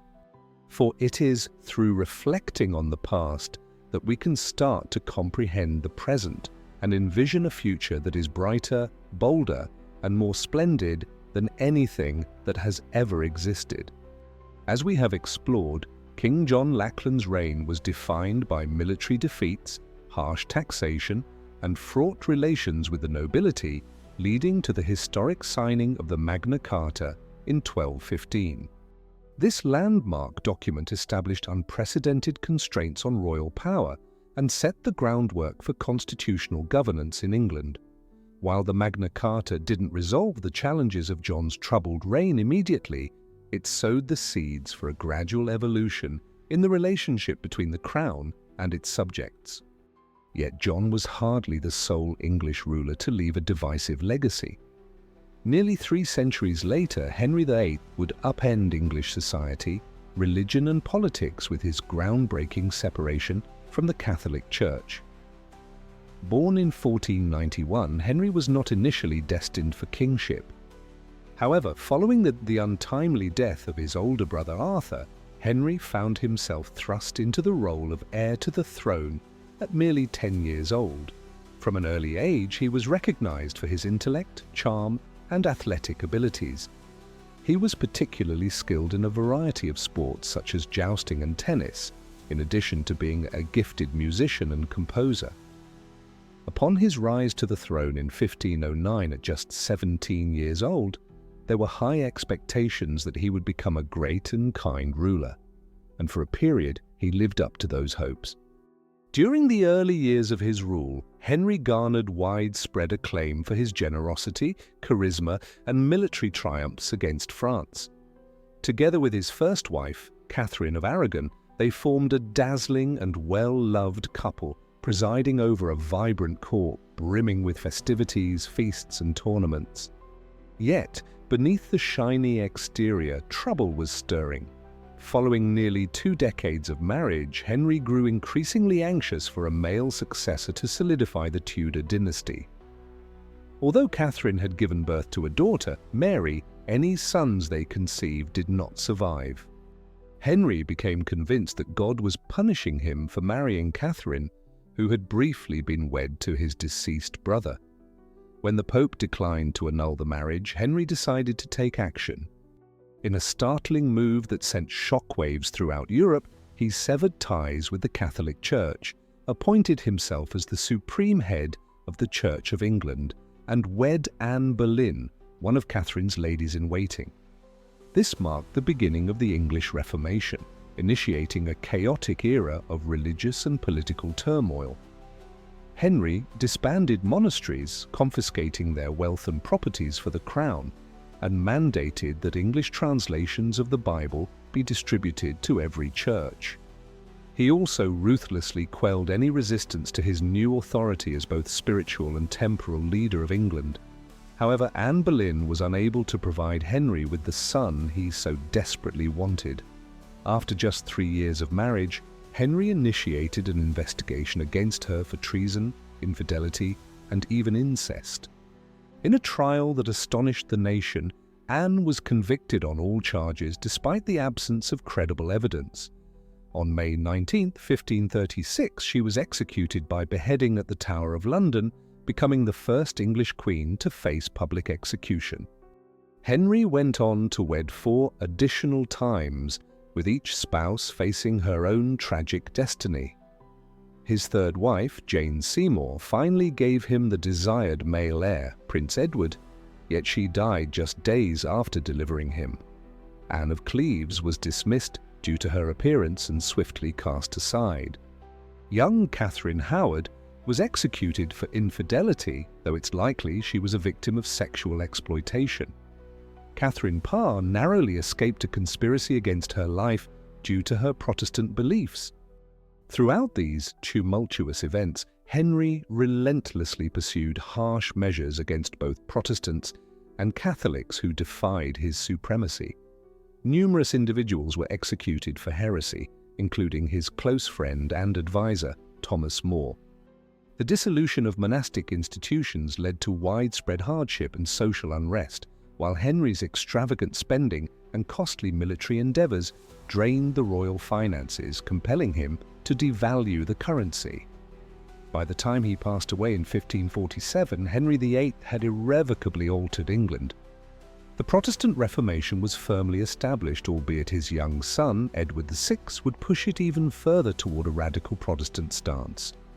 The monarchy had acquired unprecedented influence over both religious and political spheres, with the excesses and volatility of Henry's rule prefiguring the conflicts that would later spark the English Civil War. Today, Henry VIII is recognized as one of the most significant and contentious kings in English history, a man marked by immense desires and ambitions who would not let anything stand in his way of gaining power, pleasure, and heirs. His legacy lives on in the Anglican Church, the grandeur of his numerous palaces, and the sensational narratives of his 6 marriages that have intrigued the public for centuries. As we contemplate the tumultuous lives and astonishing actions of medieval monarchs like Henry VIII, it's difficult not to be captivated by the peculiar blend of brutality and brilliance that defines many of their reigns.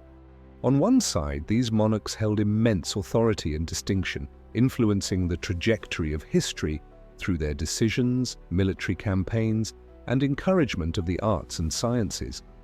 Yet they were also frequently motivated by their unchecked ambitions and fantasies, leaving behind a legacy marked by violence, scandal, and oppression. More than anything, the narratives of these contentious kings serve as a reminder of the timeless saying that absolute power tends to corrupt absolutely. During a time when kings were accountable solely to God, the lure to exploit that power was always present. Nevertheless, even at their worst, these rulers personified the vivid, eclectic, and often peculiar essence of the Middle Ages, a period notable for being brutal, harsh, and fleeting, yet never monotonous. As we have explored through the accounts of the most disputed kings in medieval history, these were figures that dominated their eras, casting long shadows both then and now. From the rumored homosexuality of William Rufus to the extreme violence of Pedro the Cruel, and from Philip IV's zealous fervor to Eric III's descent into madness, each of these monarchs left an indelible impact on Europe's historical and cultural landscape. Their tales are filled with elements that are tragic, comical, shocking, and oddly relatable, offering a glimpse into a world that may feel simultaneously alien and surprisingly familiar. Despite their numerous shortcomings, these kings were still individuals confronting the same fundamental dilemmas of power, love, faith, and mortality that have troubled humanity since time immemorial. Perhaps this enduring intrigue is why their stories captivate us even today, providing endless inspiration for literature, film, theatre, and television. In a world that often feels overwhelmingly complex and impersonal, there is something strangely reassuring about reflecting on an era where the destinies of nations could hinge on the whims of fallible beings. As we conclude our exploration of the most contentious monarchs of the Middle Ages, let's take a moment to reflect on the vastness and peculiarity of the human experience. Despite the advancements we've achieved since those bygone times, we are still the same beings capable of creating both the magnificent cathedrals of Chartres and the blood-soaked battlefields of Aginor, the exquisite poetry of Dante, and the horrific tortures inflicted by the Inquisition. Ultimately, perhaps the most profound takeaway from the Middle Ages is this: even amidst the darkest and most chaotic periods, the human spirit remains an unyielding force, capable of both astonishing beauty and unfathomable brutality. As we drift into slumber, let us envision a world where the nobler parts of our nature might prevail, steering us towards a future enriched with wisdom, compassion, and tranquility. Sleep well and have sweet dreams. Philip IV's cruelty was not limited to the Knights Templar, it also extended to his own populace. In 1306, he suddenly ordered the expulsion of all Jews from France, allowing them only a few months to escape while confiscating their properties and assets. This devastating edict uprooted thousands who had established their lives in France for generations. Many Jewish families were compelled to sell their possessions for a fraction of their worth before fleeing to neighboring countries. Some fortunate ones found refuge in provinces like Provence and Roussillon, which had not yet come under direct French control. However, for many others, this expulsion meant abandoning all they knew and beginning anew in foreign lands. The stated reason for their expulsion was the accusation of usury, or high-interest lending, which was a prevalent anti-Semitic stereotype throughout medieval Europe. The underlying motives were likely more self-serving. By appropriating Jewish wealth and property, Philip could fill his treasury and gain favor with both the nobility and the emerging merchant class. The expulsion of the Jews illustrated Philip's readiness to exploit vulnerable communities for his own interests. This act formed part of a broader trend of persecution and scapegoating that would come to characterize his rule. From the Knights Templar to various religious minorities, no one was secure from the greed and intolerance of the French king. The consequences for French Jews were catastrophic. Some historians suggest that more than 100,000 individuals were compelled to flee, although ascertaining the exact figure is challenging. Many encountered violence, theft, and extortion during their escape from the country. Families were torn apart, communities disintegrated, and centuries of Jewish heritage and culture were eradicated. The expulsion also had negative economic implications for France itself. Jews had held significant roles in banking, trade, and skilled professions. Their sudden exit disrupted commercial operations, leaving many nobles and merchants scrambling to compensate for the losses. Certain historians contend that this contributed to the economic destabilization that would afflict France in the subsequent decades. Philip IV's era was marked by a harsh consolidation of power and the suppression of perceived threats to his control.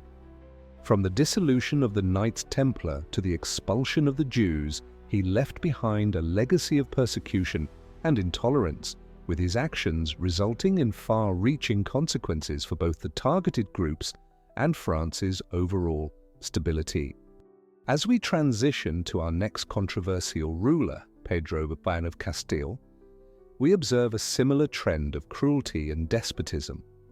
Known as the Cruel, Pedro fully embodied his notorious title during a rule characterized by violence, paranoia, and political strife.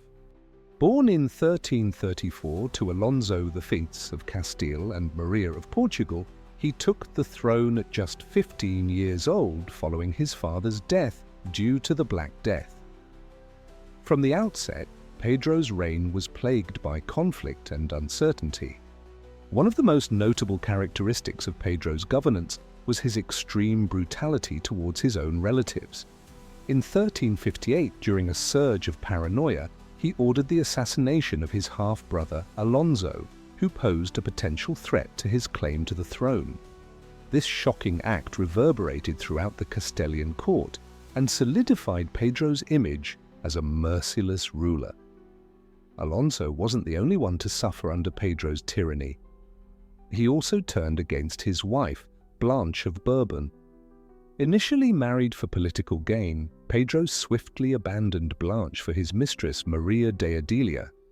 He had Blanche imprisoned and ultimately executed, a deed that caused an uproar across medieval Europe.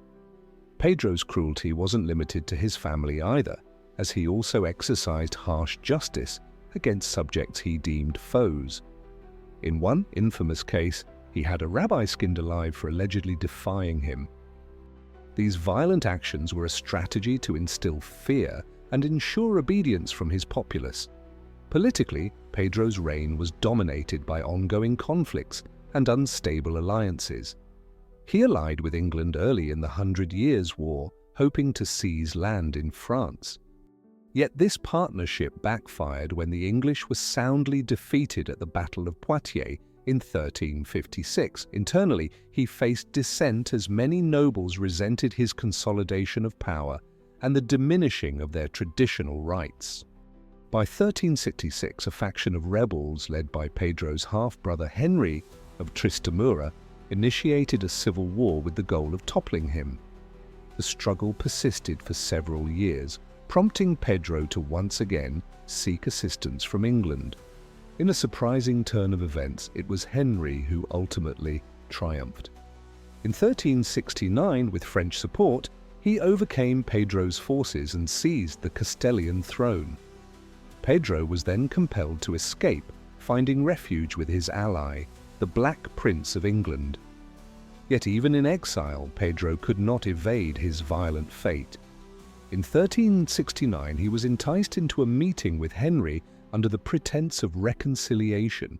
It was within the castle of Montiel that he met his end, stabbed to death by his half-brother, which concluded his bloody and turbulent rule.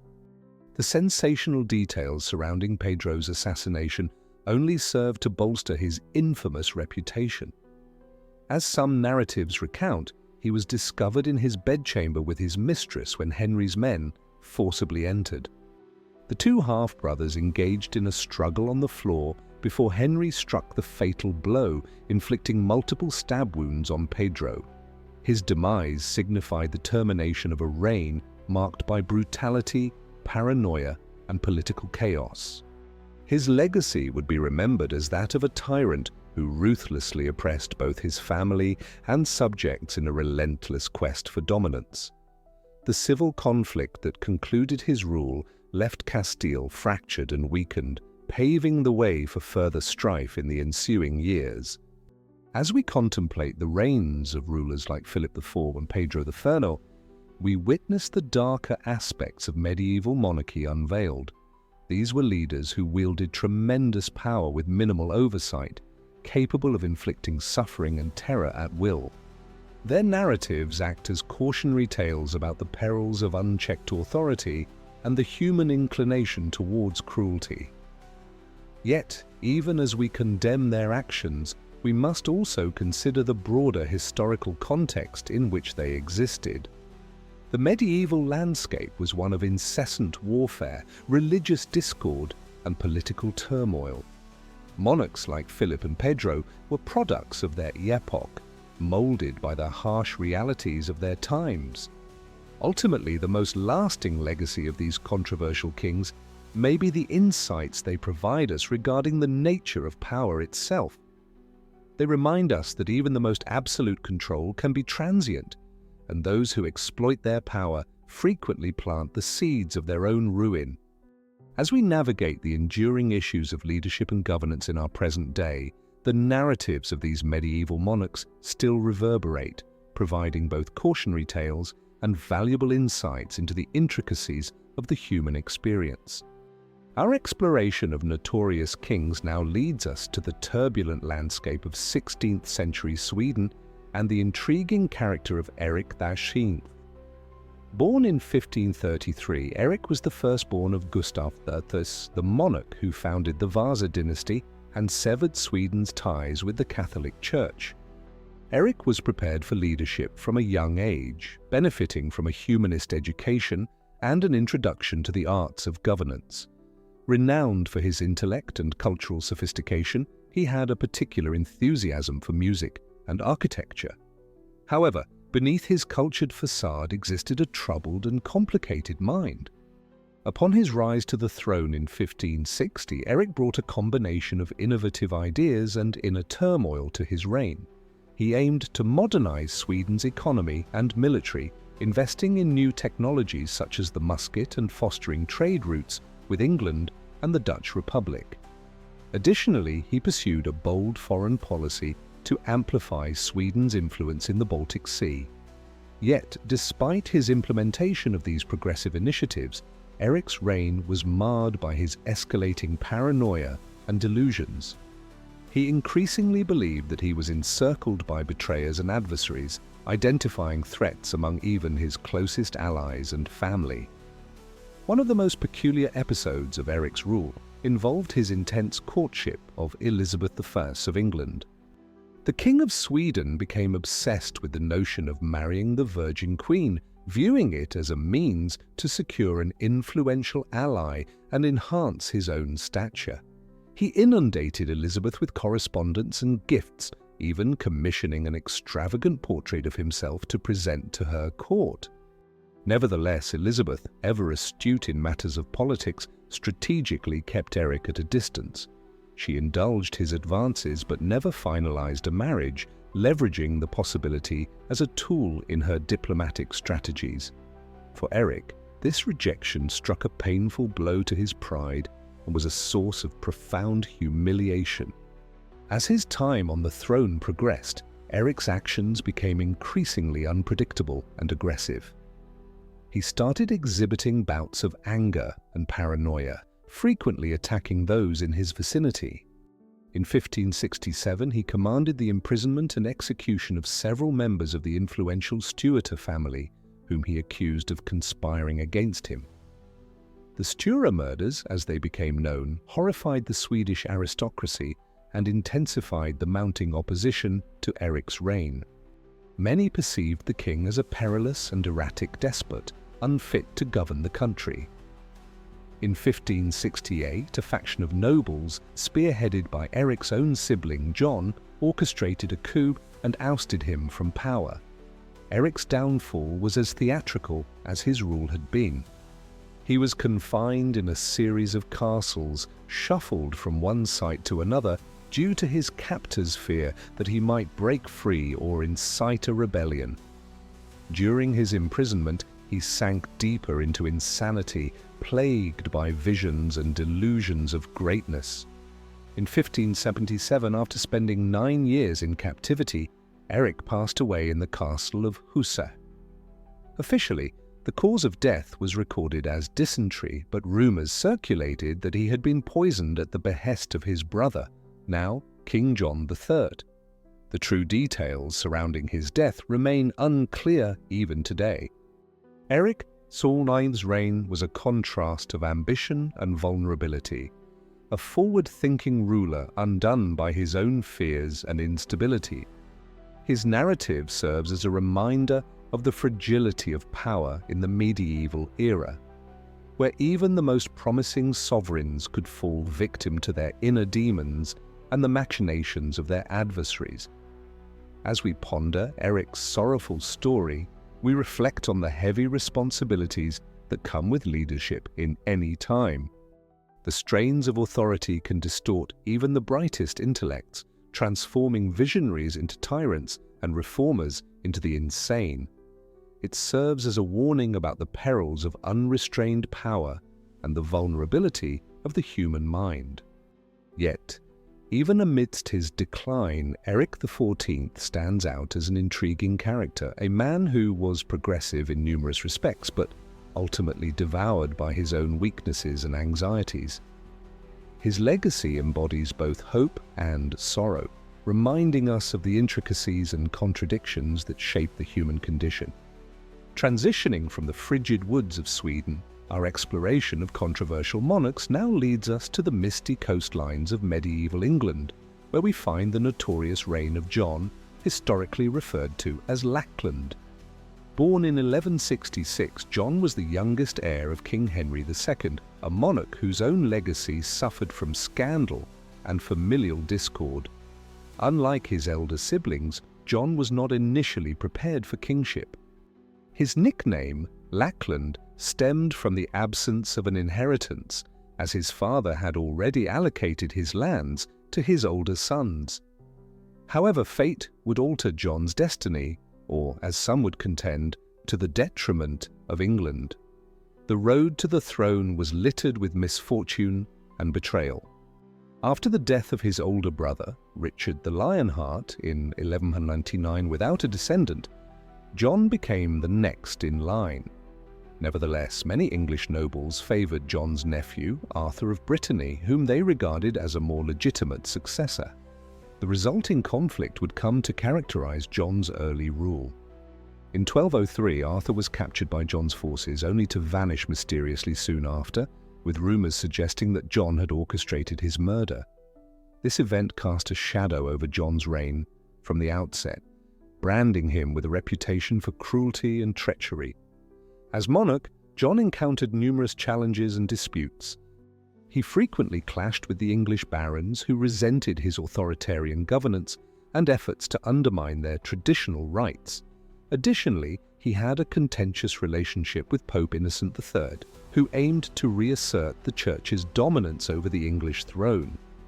The pivotal moment of John's rule emerged in 1215 when a band of rebellious barons compelled him to endorse the Magna Carta, a document that would lay the groundwork for English law and symbolize the boundaries of royal authority. This charter assured specific rights and liberties for the nobility and the church, asserting the principle that the king was also bound by the law. However, John had no plans to comply with the Magna Carta's stipulations. He quickly sought the Pope's intervention to annul the document, igniting a fresh wave of conflict with the barons. The subsequent years were turbulent, overshadowed by civil strife and political chaos, as John attempted to re-establish his dominance and subjugate his adversaries. On the battlefield, he faced a string of embarrassing defeats, losing a crucial campaign in France and surrendering the territory of Normandy to the French crown. This loss was detrimental not just to John's reputation, but also to England's treasury, as Normandy had been a significant source of income for the English monarchy. Additionally, John's tenure was marred by personal misfortunes and scandals. In 1216, his cherished son and heir, Henry, passed away unexpectedly at just 9 years old. John would follow shortly after, succumbing to dysentery while waging war against the rebellious barons. In the ensuing centuries, John's reputation would further decline. He became known as a cruel and petty tyrant, one who depleted England's wealth and standing due to his own ineptitude and arrogance. The infamous tale of his losing the crown jewels in a swamp only solidified his image as a hapless and foolish ruler. Yet for all his shortcomings and blunders, John's reign also signified a crucial shift in English history. The Magna Carta, despite being initially disregarded, would inspire countless reformers and revolutionaries in subsequent generations, becoming an emblem of the struggle against tyranny and oppressive rule. Thus, one could argue that John's legacy embodies a series of unintended consequences. His poor governance and misuse of authority incited resistance against the monarchy and contributed to the evolution of English common law and parliamentary governance. Without John, there may have been no Magna Carta, no Bill of Rights, and no legacy of limited government or individual freedoms. Certainly this was not John's goal. He persisted until the end as a man driven by greed and insecurity, a cautionary reminder of the perils inherent in unrestrained power. Yet, looking through the expansive lens of history, even the most flawed and contentious individuals can influence the flow of events. Reflecting on John's legacy highlights the intricate and often paradoxical nature of human history. The very figures who inflict considerable harm and distress can also, through their shortcomings, inspire progress and transformation.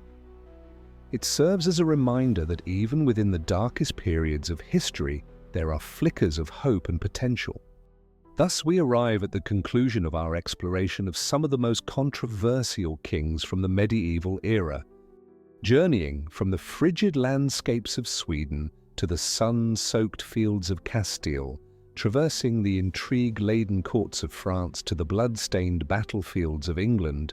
We've witnessed the multifaceted nature of power and ambition, as well as cruelty and insanity. These kings were products of their time, molded by the harsh realities of the medieval environment. They navigated an era rife with constant conflict and religious turmoil, plagued by famine and societal disruption. In such a context, power was frequently exercised with a heavy hand, with the distinction between greatness and infamy being perilously thin. While it's natural to recoiling from the transgressions and excesses of these leaders, we should also strive to contextualize them within their historical framework. They were the result of a society that esteemed strength and brutality, one that viewed the monarch as a representation of divine right and absolute power. In their own unique ways, each of these kings has left their imprint on history. Some, such as Eric XIV and John Lackland, are primarily remembered for their failings and wrongful acts. Others, including Philip V and Henry VIII, present a more intricate narrative. They were individuals who fused remarkable vision with a capacity for cruelty, transforming their realms while simultaneously causing chaos and suffering. One of the most significant lessons from these contentious reigns is the peril associated with unchecked authority. When monarchs wield power without accountability, without limitations on their authority or desires, the outcomes are frequently disastrous. We witness this in the paranoid purges under Eric XIV, the merciless persecutions led by Philip IV, and the bloody rule of Pedro the Cruel. Yet even amidst these grim chapters, there are glimpses of hope and advancement. The Magna Carta, born from John's mismanagement, would inspire countless reformers and revolutionaries for generations to come. The Protestant Reformation, partly ignited by Henry VIII's departure from Rome, would redefine the religious and political landscape of Europe. Ultimately, the legacies of these controversial rulers remind us of the ongoing human quest for justice, liberty, and a society where power is distributed rather than concentrated in the hands of a few. This struggle is very much alive today in communities and nations across the globe. As we reflect on these narratives of ambition and authority, oppression and defiance, we recall the words of the revered medieval poet Dante Alighieri. The most agonizing places in hell are reserved for those who, during moments of significant moral crisis, choose to remain neutral. These kings, despite their shortcomings and failures, were not passive figures. They significantly influenced the trajectory of history, both positively and negatively. Their existence serves as a reminder of the immense responsibilities of leadership, the allure and dangers of power, and the vulnerability of even the strongest thrones. As we prepare to drift off to sleep, let us contemplate the teachings from these controversial reigns. Let us seek. Certainly not every king during the Middle Ages was as controversial or loathed.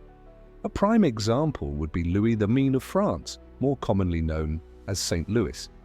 He was a devout and just sovereign celebrated for his fairness, integrity, and strong commitment to the Catholic faith. Throughout his reign in the 13th century, Louis XIV took significant measures to combat corruption and deliver just rulings in legal matters. He earned a reputation for personally sitting beneath an oak tree to listen to the grievances of his citizens, thus making himself approachable to the common folk in a manner that was previously unseen for a monarch. Additionally, Louis IX was recognized as a pacifist leader, often striving to settle disputes with other rulers through negotiation rather than military action when feasible.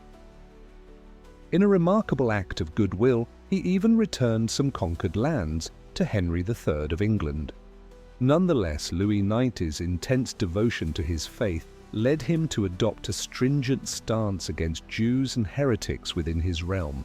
He mandated the burning of Jewish writings, required Jews to wear distinguishing badges, and backed the Inquisition in France. Perhaps most notably, Louis IX is remembered for spearheading the 7th and 8th Crusades to the Holy Land. Portrayed as the quintessential Christian monarch, he was fervently dedicated to the crusading cause. After pledging to embark on a crusade should he recover from a grave illness, he set off for Egypt in 1248 to strike at the core of Muslim power. Unfortunately, his military endeavor turned disastrous. Louis was defeated, captured, and faced a hefty ransom for his release. Undeterred, he launched another crusade in 1270, aiming at Tunis. But this venture also ended in failure, culminating in his death from dysentery in the oppressive heat of North Africa. Despite the catastrophic outcomes of his crusades, Louis IX was revered for his piety and unwavering dedication to what he regarded as a sacred mission. He engaged in fasting, dedicated himself to fervent prayer, and demonstrated acts of charity and humility, including washing the feet of the less fortunate. Historians were amazed by his deep piety and moral integrity, which sharply contrasted with many of his more unscrupulous royal peers. Louis IX was canonized as a saint in 1297 by Pope Boniface VII, solidifying his legacy as the quintessential Christian king. The veneration of saints. Louis thrived in the ensuing centuries, with his reign regarded as a golden era of justice, chivalry, and righteousness. Nevertheless, Louis IX was somewhat of an anomaly among medieval kings, exemplifying the exception that confirmed the rule. Most monarchs were preoccupied with more terrestrial concerns, such as consolidating their power, eliminating adversaries, and amassing wealth for themselves and their favorites. Indeed, the reigns of controversial sovereigns like those we've discussed in this program often aligned more closely with the prevailing norms of the Middle Ages. This era was marked by significant instability and fluctuating power structures, with kings wielding absolute authority, often with brutal force. In a time devoid of democratic systems or constitutional rights, the whims and desires of individual rulers could drastically influence prosperity or devastation, tranquility or violence. Without the checks of contemporary political frameworks, medieval kings were unrestrained in pursuing shocking and outrageous actions. They conducted ceaseless wars against their neighbors, savagely persecuted religious minorities, and imposed crushing taxes on their subjects. They conspired against and even killed their own kin in power struggles. They discarded their spouses for paramours, violated sacred vows, and flouted the church's authority. In essence, they acted on their most primal impulses and darkest yearnings. Of course, this doesn't imply that all medieval rulers were bloodthirsty despots or debauched libertines. History has recognized some, like Louis IX, as virtuous and just leaders. And even the most infamous monarchs displayed moments of compassion and generosity. Yet it's undeniable that the medieval era was characterized by extremes, where the unrestrained authority of kings resulted in some of the most shocking and dramatic incidents in European history. Living in a reality so fundamentally different from ours, grasping the mindset and motivations of these medieval rulers can be challenging. They existed in an age marked by relentless warfare, fervent religion, and deep superstition, where life was often harsh and brief. In such a ruthless environment, it's perhaps not surprising that many kings turned to cruelty and depravity as means for survival and advancement. Despite this, the intricate personalities and scandalous actions of the most controversial kings still intrigue us centuries later. Their lives resemble tales from Game of Thrones or The Lord of the Rings, filled with bloody intrigue, unexpected turn of events, and larger-than-life figures. What's truly remarkable is that their stories are genuine, documented in history for us to admire today. While we may shudder at their brutality and disapprove of their excesses, it remains undeniable that medieval rulers such as William II, Philip IV, or Pedro the Cruel, and others discussed in this program had extraordinary lives during extraordinary times. They may not have been exemplary leaders, yet their stories are undeniably compelling. They represent the type of characters that fuel our most vivid fantasies and unsettling nightmares. And truly, what more could one desire when falling asleep? So, let the Machiavellian schemes and bloody battles drift away as you embrace slumber. Rest assured that no matter your concerns, you are unlikely to find yourself in a position of needing to dethrone a deranged king or escape a murderous usurper. In light of their many shortcomings, we must acknowledge that the scandalous kings of the Middle Ages make our contemporary lives seem remarkably mundane by contrast. As your eyelids grow heavier, take a moment to recognize the comforting monotony of the 21st century. Then allow the dramatic spectacles of the medieval past to escort you into peculiar and exciting dreams filled with castle conspiracies and unholy expeditions. The notorious kings call out from the far corners of history, urging you to celebrate their daring lives as you ease into the soothing arms of slumber. Good night, cherished listener, and beware of the Plantagenets. As we've explored, the reigns of these contentious rulers were infused with scandal, violence, and a relentless drive for power, regardless of the cost. From the alleged homosexuality and strained rapport of William II with the Church, to Philip IV's merciless crackdown on the Knights Templar and the ousting of Jews from France, these rulers made significant impressions on the medieval landscape. Pedro I of Castile, known as Pedro the Cruel, indeed embodied his title, ruling with a legacy marked by murder, neglect, and a dramatic assassination in his own chamber. Eric XIV of Sweden, despite his forward-thinking policies, fell into a spiral of paranoia and delusion, meeting his end at the hands of his brother. John of England, the notorious John Lackland, clashed with his nobles, which culminated in the historic Magna Carta, fundamentally curbing the monarchy's power. And then there's Henry VIII, perhaps the most celebrated of them all, who radically altered English history with his unprecedented separation from the Catholic Church and 6 tumultuous marriages. These monarchs, despite their shortcomings and controversies, remain endlessly intriguing figures. Their narratives stand as evidence of the extraordinary power, alongside remarkable corruption, that defines the medieval period. Their influences still echo today, shaping our perceptions of politics, faith, and the very concept of power itself. As we draw our expedition through the lives of these contentious monarchs to a close, it's important to consider the lessons we can glean from their narratives. In many respects, they function as cautionary examples, emphasizing the risks associated with unchecked authority and the necessity of holding our leaders responsible. Simultaneously, they provide a window into a reality vastly different from our own, a reality where the desires of just one person could alter the trajectory of history.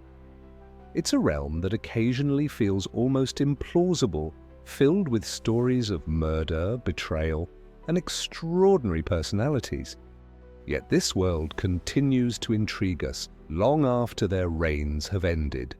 Their tales, with all their scandal and turmoil, remain as captivating now as they were during their own eras. As we prepare to drift off into slumber, let's embrace a renewed appreciation for the intricate weave of history interlaced with the lives of these remarkable figures.